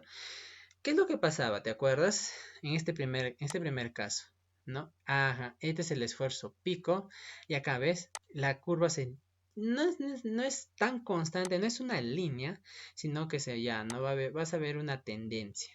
Listo. Y es lo que se refiere, ¿no? Ya cuando lo llevamos a otro gráfico, lo que vas a conocer como resistencia pico y con lo que vas a conocer como resistencia residual, ¿no?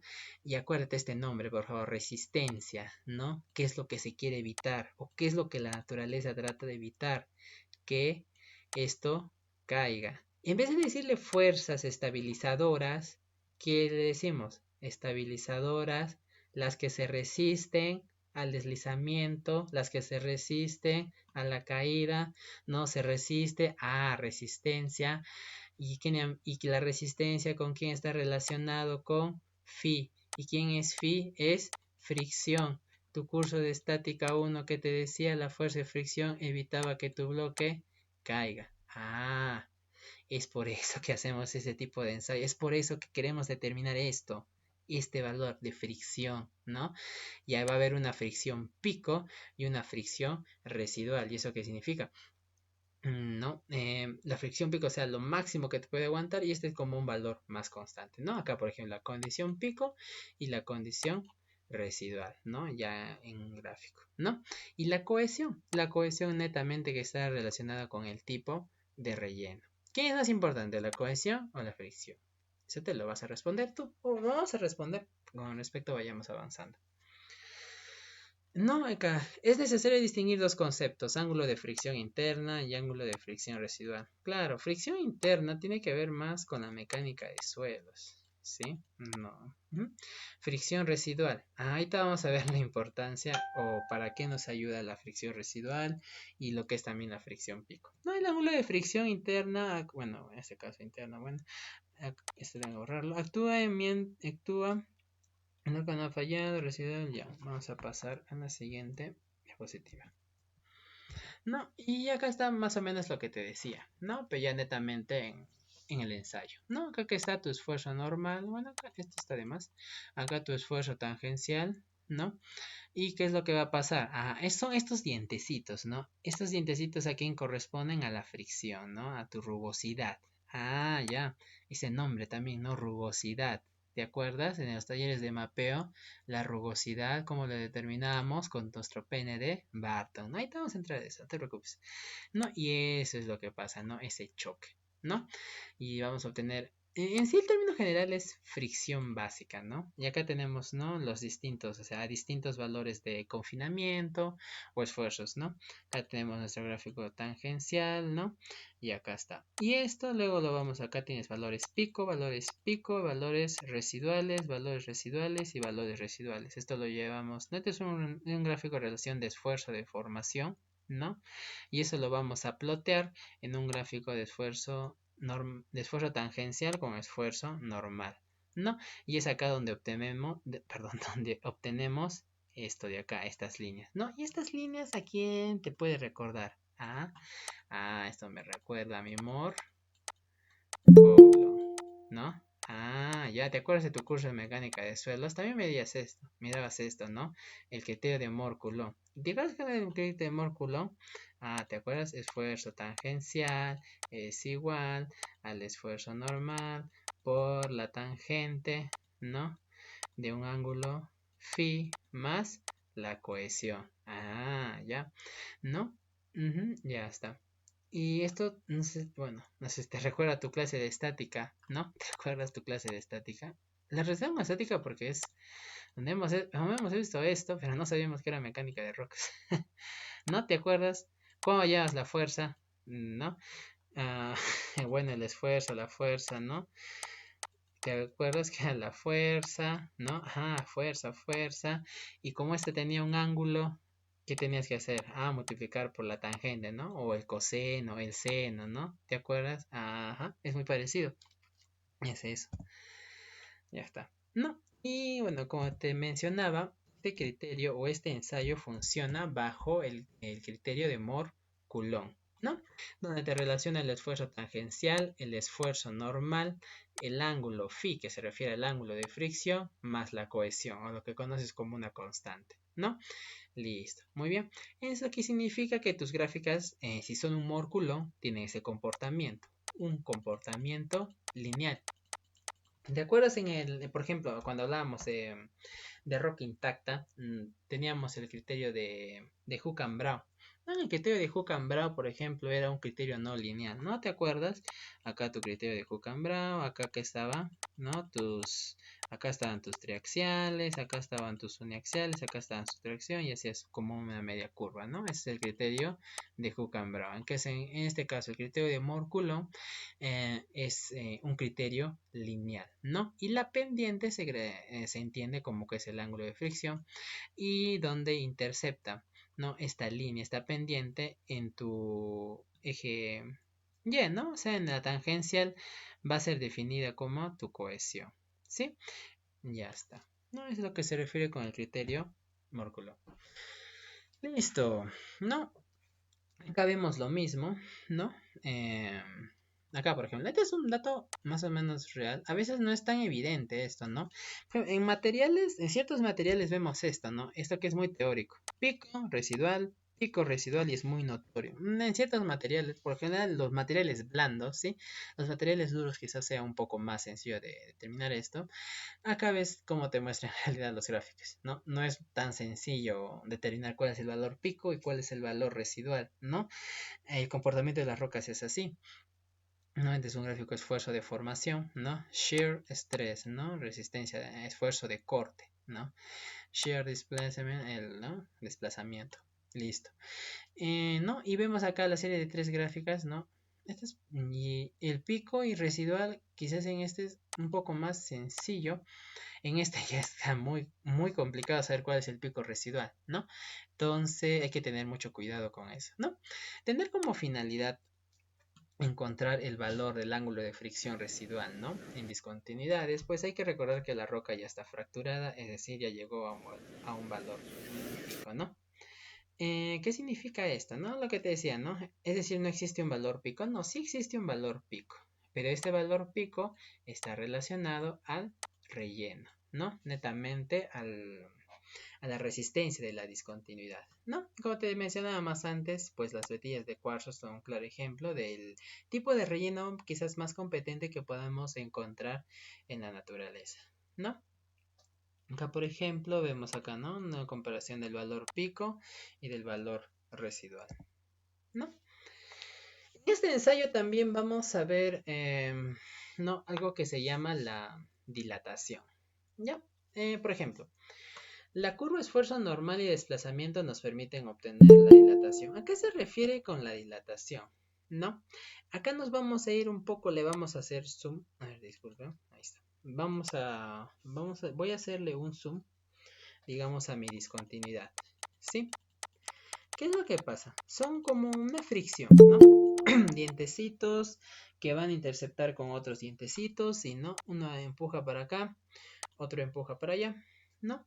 Entonces, lo que trata de medir la dilatación es ese ángulo, o no significa, por ejemplo, acá tenemos un diente, acá tenemos otro diente, y acá un diente, un diente. ¿Qué es lo que pasa?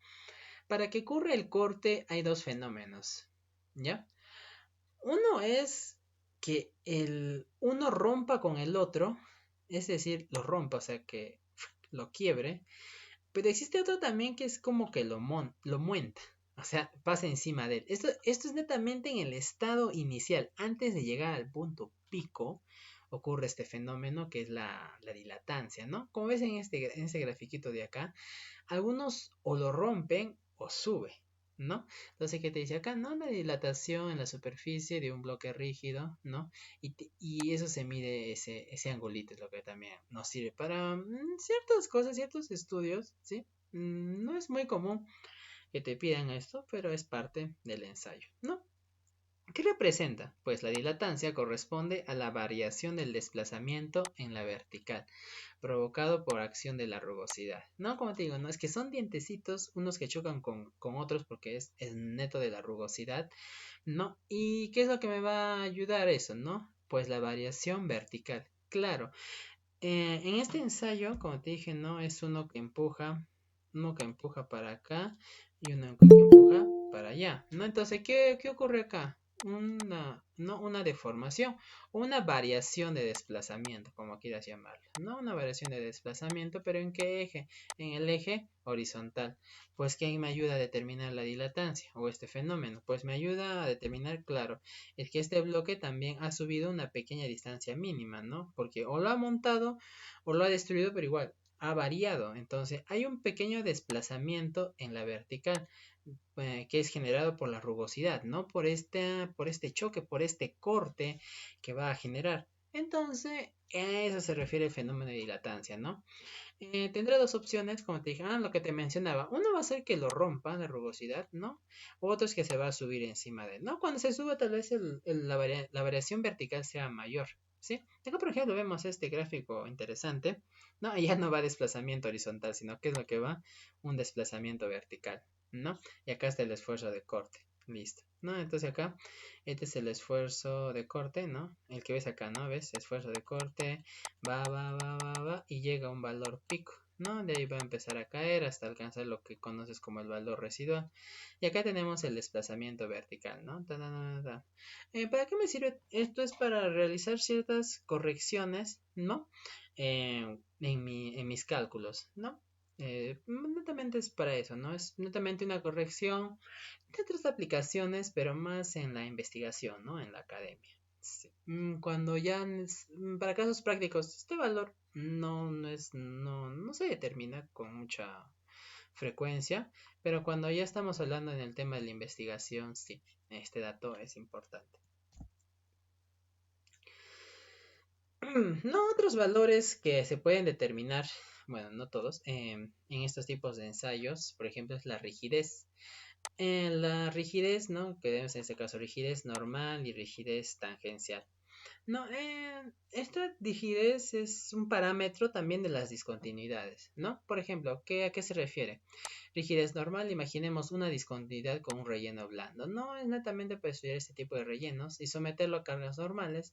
Yo no tendré que medir una rigidez tangencial, sino solo analizaré una rigidez normal. No es a lo que se refiere. ¿Qué es la rigidez tangencial?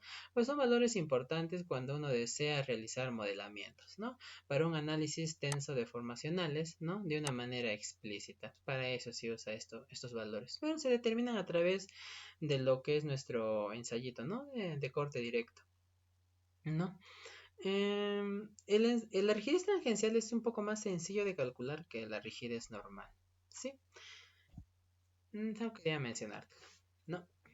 A ver, déjame tomar un poco de agua.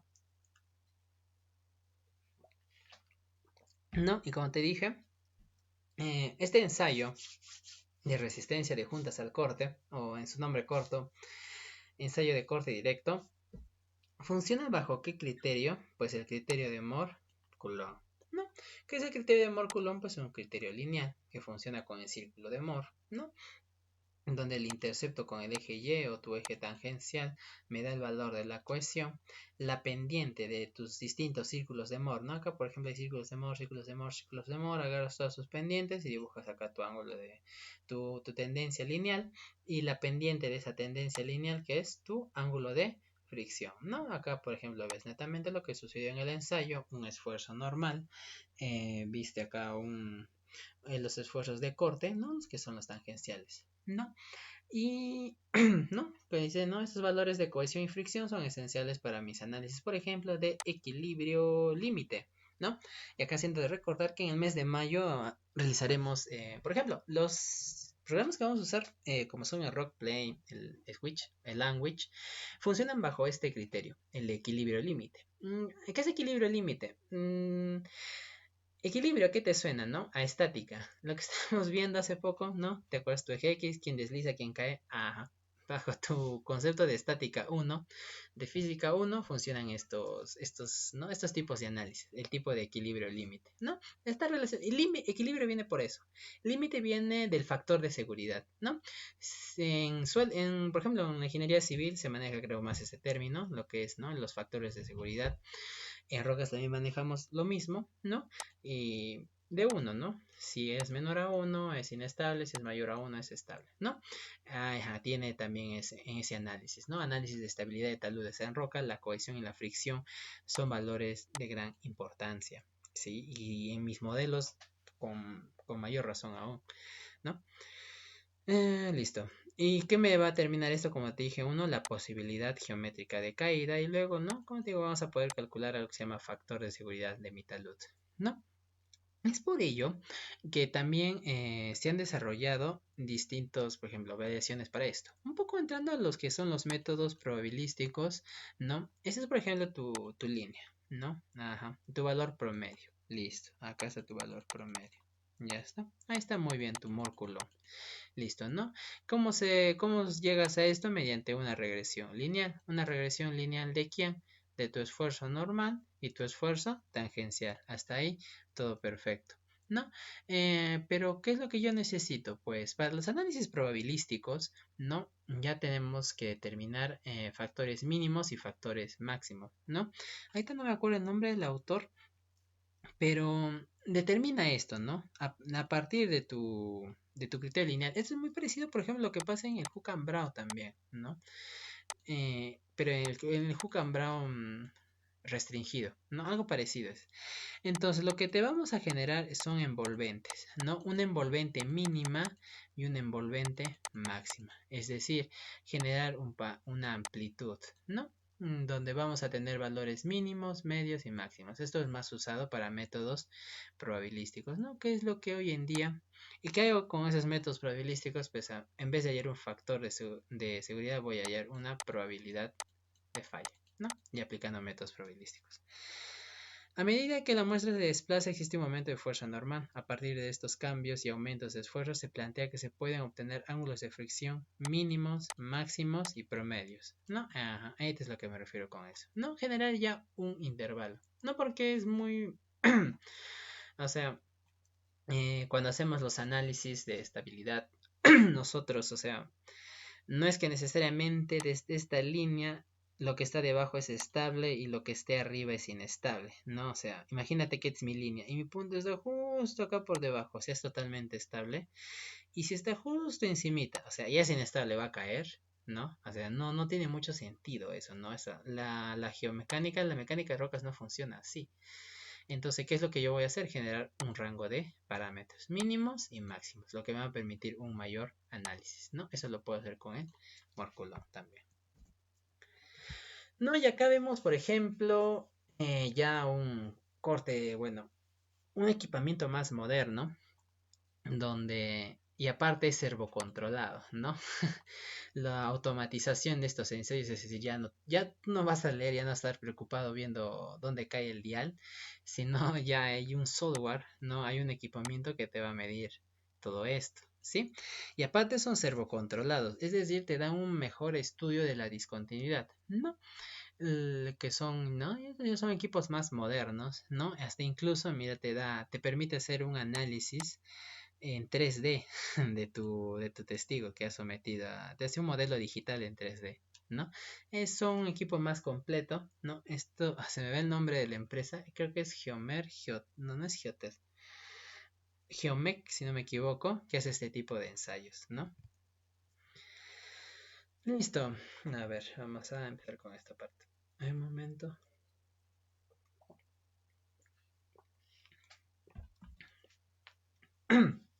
Más antes, al inicio de la ponencia, te había comentado de que estos ensayos se pueden hacer tanto de manera natural o de manera artificial. ¿Qué significa esto? El ensayo de corte directo, cuando yo le pongo un nombre más corto, tiene dos variantes. Se puede hacer en discontinuidad simulada y en discontinuidad natural. ¿A qué me refiero con eso? Discontinuidad simulada se refiere cuando tu roca viene intacta. Bueno, decirle pseudo intacta, ¿no? Pero Cristian, tú me dijiste que este ensayo no es para eso. O sea, no es sobre roca intacta. Ajá, tienes razón. Es por ello que el laboratorista es el que va a inducir esta fractura, esta falla. Él va a crear artificialmente esta discontinuidad, ¿no? Él la va a fabricar. Por eso que se llama simulada. Es decir, existe la variante de que tú puedas hacer este tipo de ensayo de corte directo en roca intacta. No lo veas tanto así, sino que es una variante. Y la discontinuidad natural es la que hemos estado viendo, ¿no? Durante toda esta hora, ¿no? Es la de, no, el proceso, alinear la discontinuidad, ves la familia principal, tomas su recursividad, tomas todo, listo. Muy bien.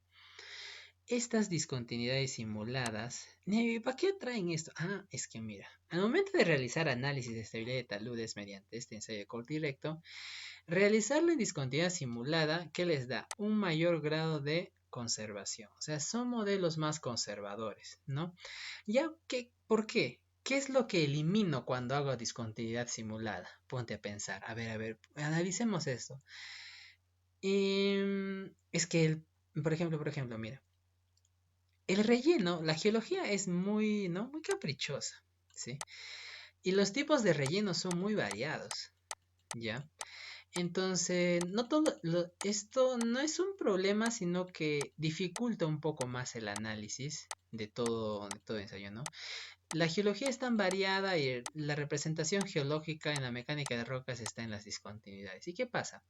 El relleno es muy variado, ¿no? Entonces, tiene valores, está por la alteración, el intemperismo, el agua, un mundo, un quilombo es todo esto.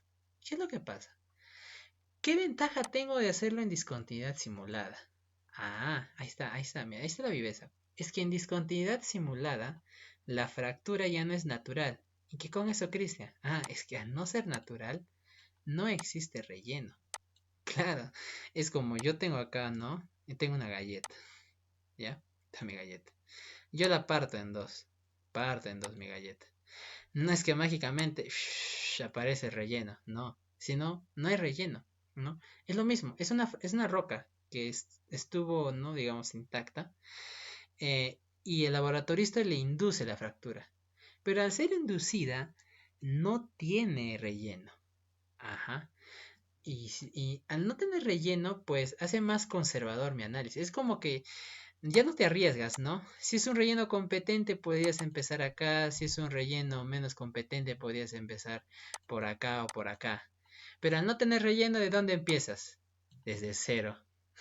Entonces, la cohesión, ¿cuánto va a ser? Claro, ¿te acuerdas? La cohesión es la representación física, no, el relleno es la representación física de la cohesión. Entonces, si no hay relleno, si no hay relleno, no hay cohesión. Entonces, la cohesión es tomada desde cero. Ah, y te das cuenta, mira, estas curvas es donde van a empezar desde cero. Ah, ya, eliminamos algo en la discontinuidad simulada, la cohesión. Eliminamos el relleno y partimos desde cero, ¿no? Ya no nos arriesgamos en hacer un estudio, por ejemplo, ¿no? Y que tu cohesión, y aparte desde acá, es que ahí ya cambia la cosa, ¿no? Entonces lo ensayamos desde cero, neutral, y eso hace que mis estudios sean más conservadores, ¿no? Esa es la variante del ensayo de corte directo. Y ahora, Cristian, no, pero ahora me estás contradiciendo todo lo que me has dicho más antes, porque tú, Cristian, me has dicho que la resistencia el chiste del ensayo de corte directo es que vence, ¿no? La resistencia de este tipo de relleno y tengo valores pico, ¿no? Ajá. Es por eso que ahora, hacer este simulado, ya vas a ver, por ejemplo, mira, esto es discontinuidad simulada, ¿sí? ¿Qué es lo que pasa? Mira su gráfica, ¿no? Ha sido unida la discontinuidad, la sometes y ¿cómo es? Ya no es que no existe, ya no existe este comportamiento, ¿no? Por ejemplo, que es el típico. Llega, sube, cae y ahí está tu valor residual. No, acá en la gráfica se comporta de manera distinta, si te das cuenta. No es que haya un valor pico, ¿no? Ya es como que sencillamente es una curva, ¿no? Es así, ¿no? Es como un pseudo valor pico, ese le podríamos valer un valor pico, no tener relleno, no, ya netamente esto está controlado por la fricción, ya, no, ya casi no por relleno, es por lo que vemos un comportamiento distinto, ¿no? Entonces, ¿no? Vemos esto, ya no una línea, ¿no? Ya vemos como media, ya no tiene un comportamiento lineal, ¿sí? También ¿no? El típico que veías, el pico y cae. Ajá, eso se refiere. Este, por ejemplo, ha sido una discontinuidad natural y esta es una discontinuidad simulada. No, y vamos a ver un pequeño ejemplo de lo que estamos, ¿no? Hablando. A ver, déjame salir del modo presentación. Acá tengo una data, ¿sí? A ver, espero que vean mi pantalla, creo que sí.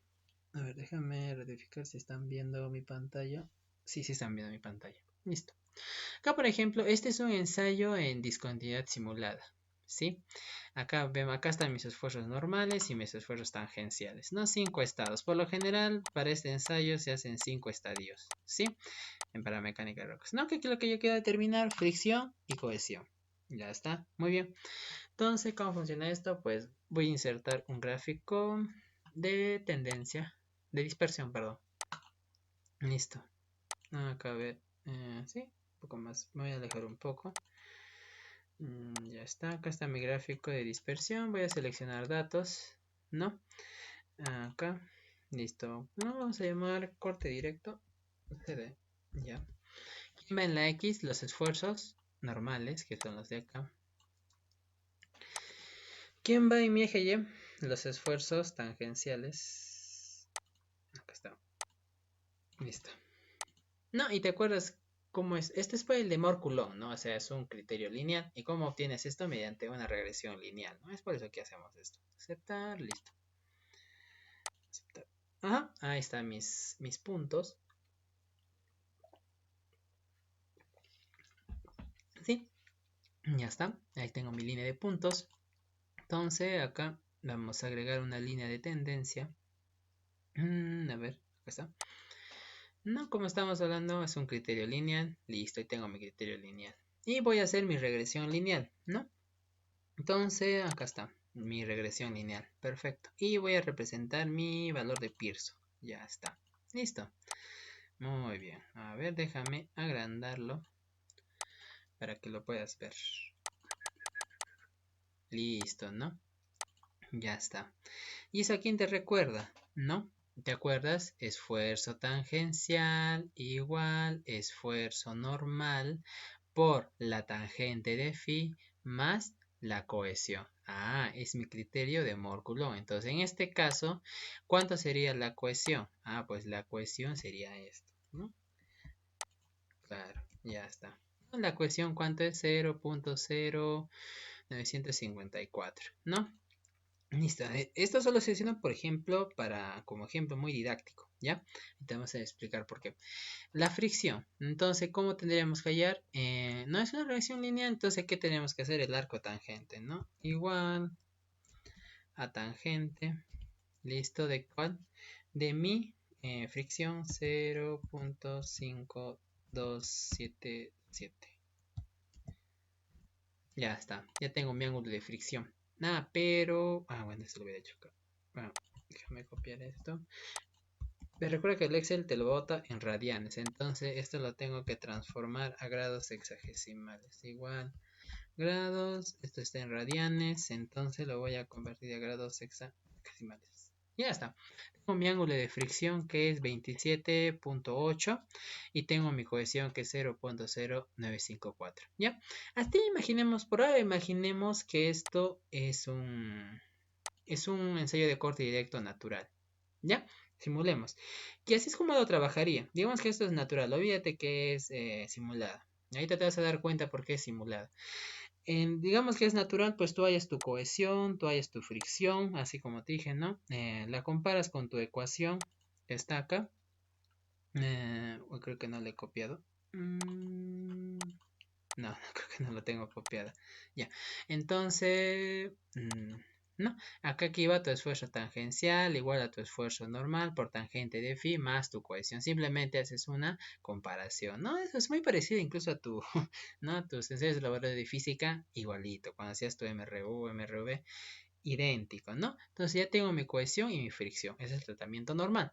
Ahora, ¿qué es lo que pasa? Acá es donde nos damos cuenta que esto es simulado. Porque fíjate el valor de la cohesión. ¿Cuánto es? Es 0,0954. A ver, redondeemos esto. Esto es 0, o sea, 0.1 prácticamente, ¿no? Hasta incluso menos podría ser. Entonces, estamos hablando de una cohesión de 0.1, ¿no? Ahí es donde te das cuenta que esto es simulado. ¿Por qué?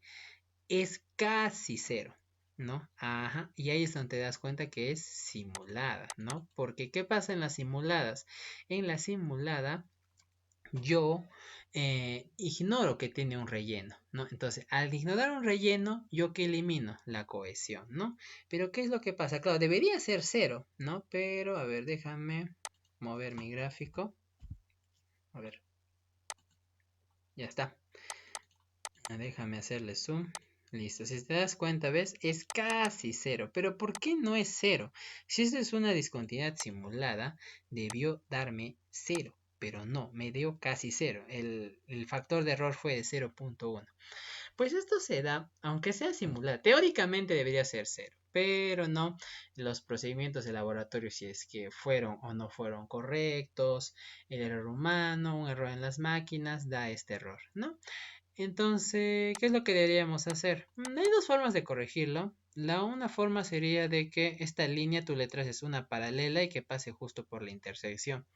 Otro método sería que rotemos esta recta hasta 0.0. Pero ¿qué va a pasar cuando rotemos? Pues vas a variar tu ángulo de fricción, ¿no? Por ejemplo, acá ¿qué valor tenemos, no? Es 0.5, perdón, 5277. ¿Sí? Ahora, vamos a hacer la segunda, vamos a rotar, ¿no? Entonces, ¿cómo voy a rotarlo? Pues voy a señalar la intersección y que sea 0.0. Listo. Ajá, a ver, déjame... Se actualiza. Ahí está. Ahora, ya está. Ahora sí pasa, ¿no? Bueno, en este caso no. No se ha actualizado. A ver, déjame borrar esto. Ay, le borré todo. Ay. Bueno, lo hacemos de nuevo. Va a ser rápido. A ver, repaso para repasar. Insertar, no. Un gráfico de dispersión. Ya está. Vamos a seleccionar los datos. Vamos a dar a agregar. Le voy a poner nombre. Acá está el X. Acá está el Y. Listo. ¿No? Aceptar. Aceptar. Y ya está. Y acá. Agregar línea de tendencia. Este paso que repasamos, ¿no? Lineal y de acá de frente le voy a poner señalar intersección. Va a ser en 0, 0 y mostrar la ecuación del gráfico. Ya está. Ahora sí, ¿ven? Si se dan cuenta, como la cohesión está en 0, pues ya no me aparece ningún valor. Y el valor, mira, la fricción ha cambiado. Antes, ¿qué valor teníamos? 0.522527 y ahora es 0.5429, ¿no? Entonces tendríamos otro valor de fricción. Entonces podríamos hacer acá igual, ¿no? Igual a tangente, ¿no? De 0.5429. Cerramos. Ya está. Ahora vamos a cambiarlo a grados. Y vamos a obtener otro valor, ¿no? A es de 28.4, antes era 27. Existe una variación, ¿no? La otra forma, ¿cuál sería? Hacer una recta paralela, ¿no? Pero no, más recomendable es esta. Tienes que rotar y si va a cambiar tu ángulo de fricción, como ves acá, ¿no? Entonces es la corrección que podríamos hacer, ¿no? Fácil, sencilla, solo usando el Excel, de una discontinuidad simulada, ¿no? Porque si es simulada debe ser 0, así es la ecuación de una simulada, ya no tienes ese factor. Listo, esa es de una ecuación simulada, ¿no? Es lo que estábamos viendo más antes, ¿sí? Y listo. Claro, esto también se puede hacer en un software especializado como es el software de Rock Data, ¿no? El software Rock Data perteneciente a la casa Rock Science, la versión liberada que se tiene es la 4.0, la 2.0, ¿no? Y es un programa especializado que me va a poder, o sea, que me va a ayudar a procesar todos estos datos, ¿no? Ahí están los distintos criterios de rotura, Moore, Coulomb, Hook and Brown y Barton Bandis, ¿no? Que es a lo que vamos a introducirnos un poco, sí, porque creo que se va a hacer muy tarde. Listo, ¿no? Y por último, ¿no? Acá, ya mi reporte de laboratorio, ¿no? Y es prácticamente, es todo lo que comprende el ensayo de corte directo, ¿no? Y las variaciones que tiene de natural y artificial o simulada, ¿no? Posiblemente, como te digo, esto es más para cores, por eso que te dice el código de la muestra, la litología, ¿no? Eso lo puede determinar el laboratorio, lo puedes hacer tú. El diámetro que midieron acá con su vernier digital. ¿te acuerdas? Ahí te lo anotan. ¿Qué más te van a dar del ensayo? El tipo de discontinuidad, ¿no? Si ha sido natural, claro, tiene una orientación, relleno de material, pirita, te identifican el tipo de relleno. Si es simulada, pues, ¿no? Ya sabes que tu cohesión va a ser 0. Acá te indican los estadios de fuerza, ¿no? Fuerza normal, A1, A2, A3, ¿no? El esfuerzo cortante, ¿no?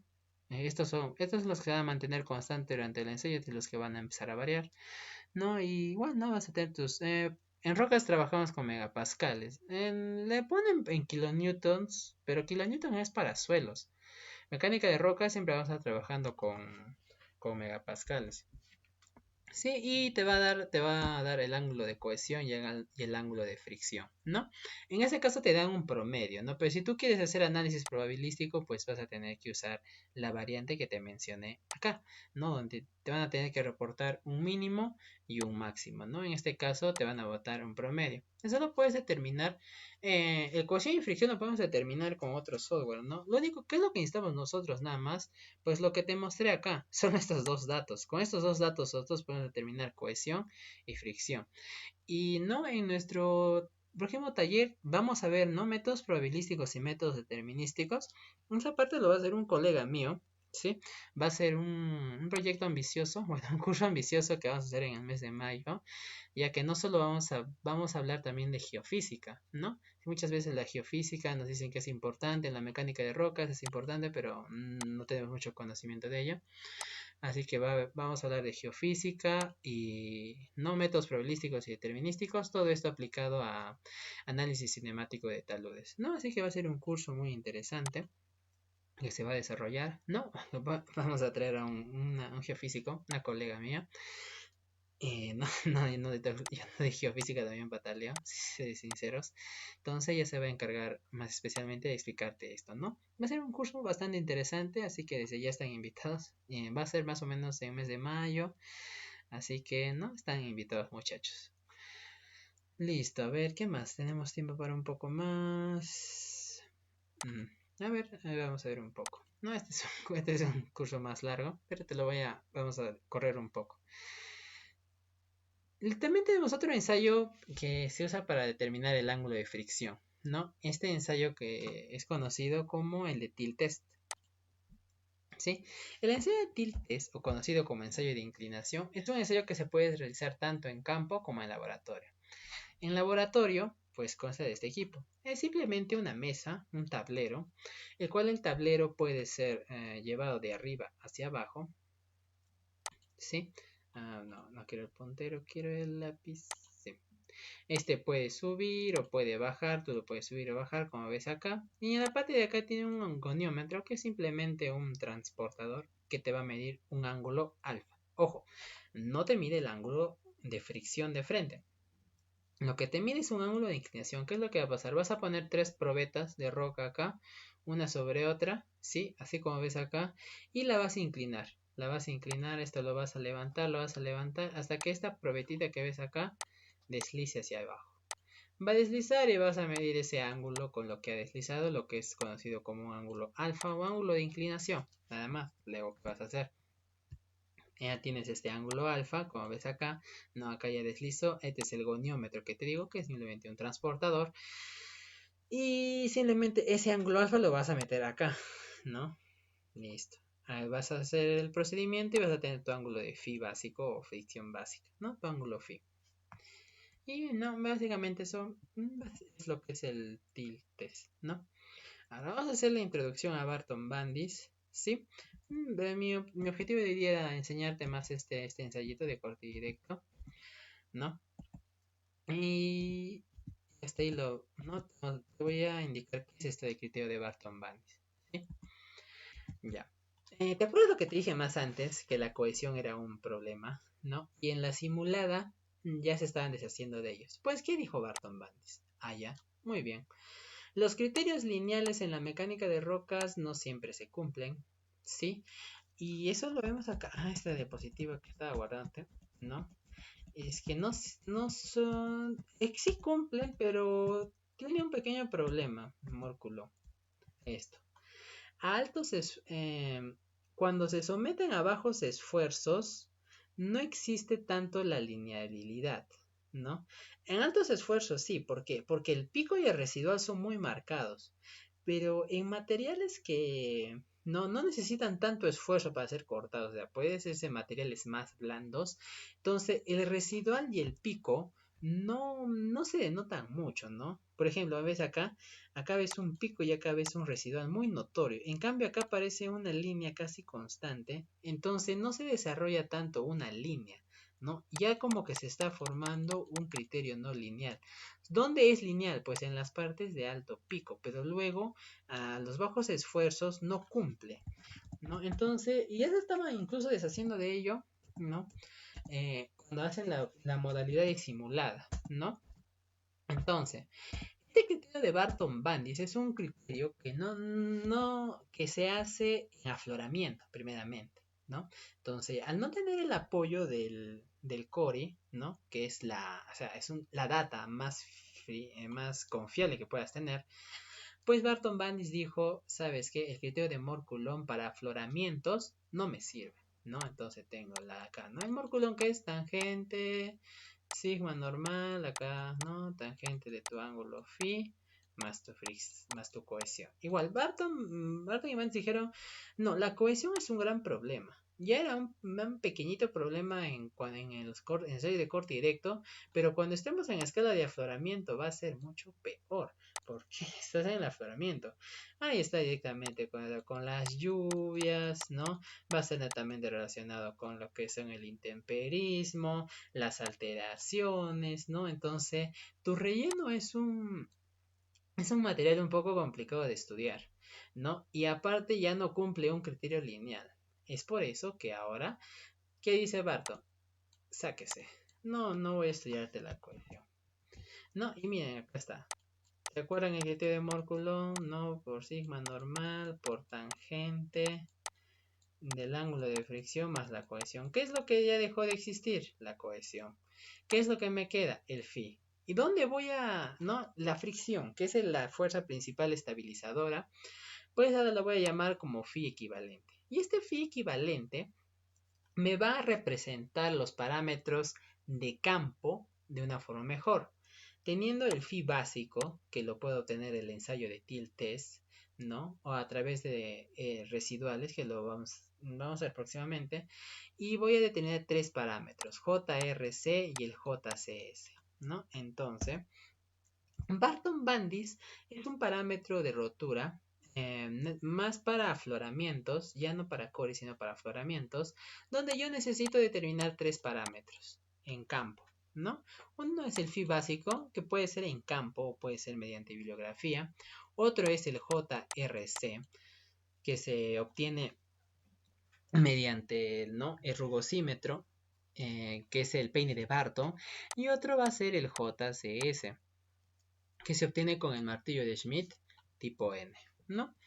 Entonces Barton-Bandis, ¿no? Mediante funciona bajo estos parámetros que ya te he mencionado, ¿no? Y vamos a conocer acá lo que es, ¿no? Con nuestro peine de Barton o nuestro perfilómetro, nos vamos a ayudar de un ábaco para determinar el JRC, nos lo vamos a mapear en campo, ¿no? Vamos a también, junto con este es el martillo de Schmidt, por ejemplo, tipo N, ¿no? Para roca intacta podemos usar el tipo L, pero incluso el tipo N lo podemos usar para determinar los dos, tanto la propiedad de roca intacta y tanto la propiedad de discontinuidades, que en este caso es el JCS. No tiene esa variante. Así que sería mejor un tipo N, ¿no? Acá lo vemos que está mapeando en campo, ¿no? ¿No? Mediante esta metodología, hallando un R máximo, un R mínimo, ¿no? Esto ya lo vimos en el taller de mapeo, ¿no? Que te lo hago recordar, ¿no? Listo. ¿Y qué preguntas quedó? Creo que acá termina, ¿sí? ¿Qué preguntas quedó? ¿No? ¿La roca tiene cohesión y fricción? ¿No? Ajá. Esta te la voy a responder, las demás van a quedar de tarea. ¿Qué otras preguntas habían quedado? ¿Las secundarias tienen cohesión y fricción? Pues esto sí, esto lo hemos desarrollado hoy día. ¿El macizo rocoso tiene cohesión y fricción? Yo creo que esto lo vas a determinar fácil cuando te diga esto. Esto no nos va a alcanzar el tiempo para verlo. Pero la roca, ¿tiene cohesión y fricción? No. ¿Qué es la roca? La roca es un agregado natural, pues, ¿no? Y es un ensamble mineralógico y una matriz rocosa. Entonces se puede decir que sí, sí tiene cohesión. La roca es un material compacto, entonces, claro que tiene cohesión. ¿Tiene fricción? No. La fricción es una propiedad netamente de las discontinuidades. Ah, ya. No, la roca no tiene fricción. Ojo, es netamente... El corte directo, ¿sobre quién es? El corte directo es ¿sobre quién? Sobre la discontinuidad. Los ensayos en roca intacta, bueno, el triaxial te halla fricción y cohesión mediante una variante muy especial. Eso son los ensayos triaxiales, pero más mediante ecuaciones empíricas que mediante otra cosa. Entonces, la fricción, no, la roca no tiene ángulo de fricción. A diferencia del suelo, el suelo sí tiene fricción interna, ¿no? Es por eso que a veces sale esa confusión. El suelo tiene fricción interna, pero la fricción interna es muy distinta o sea, no hay una fricción interna como en suelos así, en rocas, no existe eso, no, o sea, no hay una fricción entre mineral y mineral, eso no existe, eso es netamente de los suelos. En roca la fricción no existe, pero puede ser inducida, ¿no? Y esa inducida, ¿dónde lo vimos? Pues en el ensayo de corte directo simulado, ¿no? Ajá, ahí es donde vimos eso. Entonces, ¿la roca puede obtener fricción? Sí, pero es inducida. Pero cuando ya tú induces una fractura, pues ya deja de ser roca intacta. bueno, ya deja de ser roca. Ya es otro, ya se convierte en macizo rocoso, ¿no? Entonces la roca sí tiene cohesión, más no tiene fricción, ¿no? Y ya en base a eso ya es fácil que tú determines si el macizo rocoso tiene cohesión y fricción. No, entonces creo que se hemos pasado de la hora, pero no, muchas gracias. Si tienen alguna pregunta pueden, ¿no? Enviarlos por correo o no, mediante las plataformas de Geotic, ¿no? Quiero agradecerles, ¿no? También un agradecimiento especial a Chris Geotic que permite todo esto, ¿no? También a IDEC Vial, un agradecimiento al ingeniero Javier Vallejos, al ingeniero Cristian Obregón, insumos geológicos que siempre nos apoya y al doctor Luis Jordan, ¿no? Que han sido, mm, ¿no? Personas que me han guiado, ¿no? Y antes de finalizar, quiero invitarles, ¿no? Entonces, la próxima semana, el miércoles, vamos a empezar una serie de nuevos webinars, ¿sí? No, hemos visto mucha mecánica de rocas, pero algunos me mencionan en los comentarios un poco de mecánica de suelo. Ya, entonces, el próximo miércoles vamos a hacer uno o dos, quizás tres, siendo ambiciosos, pero dos webinars, o dos a tres webinars de mecánica de suelos. Sí, vamos a ver un poco de mecánica de suelos. ¿Y qué vamos a ver en este, no? En esta serie de webinars, pues cosas básicas en sí. No soy especialista en suelos, pero no, un poco que sé, nos vamos a compartir, ¿no? ¿Qué es lo que vamos a ver netamente? Pues una introducción. ¿Para qué sirve la mecánica de suelos? ¿No? O sea, ¿cuál es el objetivo de estudiar la mecánica de suelos? ¿No? Un ejemplo de eso, ¿no? Acá, por ejemplo, esto es lo que pasa, ¿no? Esto también tiene que ver con suelos, estos asentamientos, suelos expansivos, ¿no? Los suelos expansivos son un problema en la geotecnia, ¿no? Y el caso más, tal vez más llamativo, ¿no? Que es la torre de Pisa, ¿no? Que es los problemas de los soles cohesivos en su máxima expresión, ¿no? Y hasta acá vemos su perfil arena, limo, arcilla, arcilla, arcilla, ¿no? Entonces, en este curso bueno, esta serie de webinars de mecánica de suelos, pues vamos a seguir viendo cómo estamos trabajando ahora, ¿no? Tratar de llegar a una línea. Entonces, vamos a empezar con netamente los problemas que estudia la mecánica de suelos. Luego vamos a ver propiedades físicas básicas, ¿no? Peso volumétrico. También vamos a ver límites, ¿no? Límite plástico, límite líquido, granulometría. Y el objetivo es llegar a la clasificación, ¿no? Vamos a clasificar suelos. Ese es el objetivo. Llegar hasta ahí siquiera. Donde tenemos que llegar a lo que es la clasificación SUC y la clasificación Ashton, ¿no? Así que ese es el objetivo de esta serie de webinars. Vamos a seguir todos los procedimientos para llegar a entender las clasificaciones de suelos, ¿no? No, así que el próximo miércoles, más o menos como estas horas, si no van a ver la publicidad oficial en las corresponde a las redes sociales de Geotic, ¿no? Sobre esta serie de webinars de mecánica de suelos, vamos a empezar prácticamente desde cero, ¿no? Un curso de básico a intermedio, ¿sí? De mecánica de suelos, vamos a ver un poco del desarrollo, ¿no? De los distintos ensayos, ¿no? Tu cuchara de casa grande, tu serie de tamices, no se hacen ni problemas, o te cuesta un poco la mecánica de suelos, pues te invito a esta serie de webinars de manera libre, ¿no? Entonces, con eso termina mi charla de hoy, mi webinar de hoy. Agradecer, ¿no? A todos por su participación. No sé si mi moderador está ahí. ¿Estás ahí, colega? Hola, sí, Cristian. Ya sé. Entonces, con eso doy finalizada el webinar de hoy día. ¿No? Eso sería todo de mi parte. Sí, por favor, a todos los participantes que tengan sus consultas, por favor, déjanos en el chat para hacer las respuestas de estas.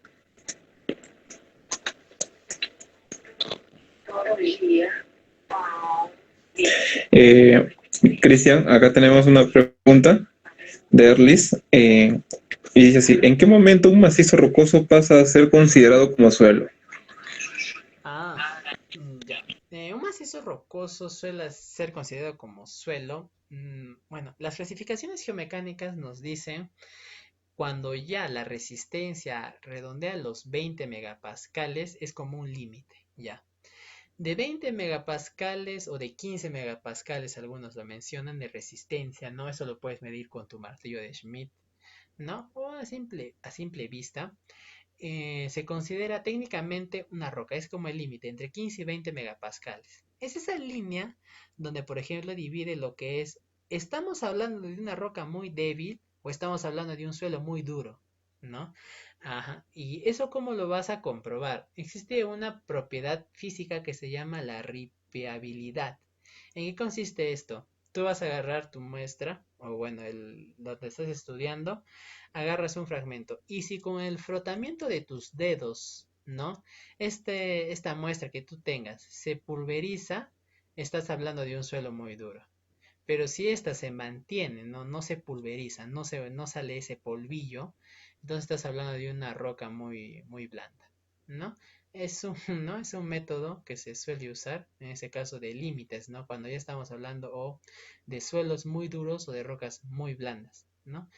Ese sería más o menos entre 15 y 15 megapascales, diría yo, es técnicamente hablando.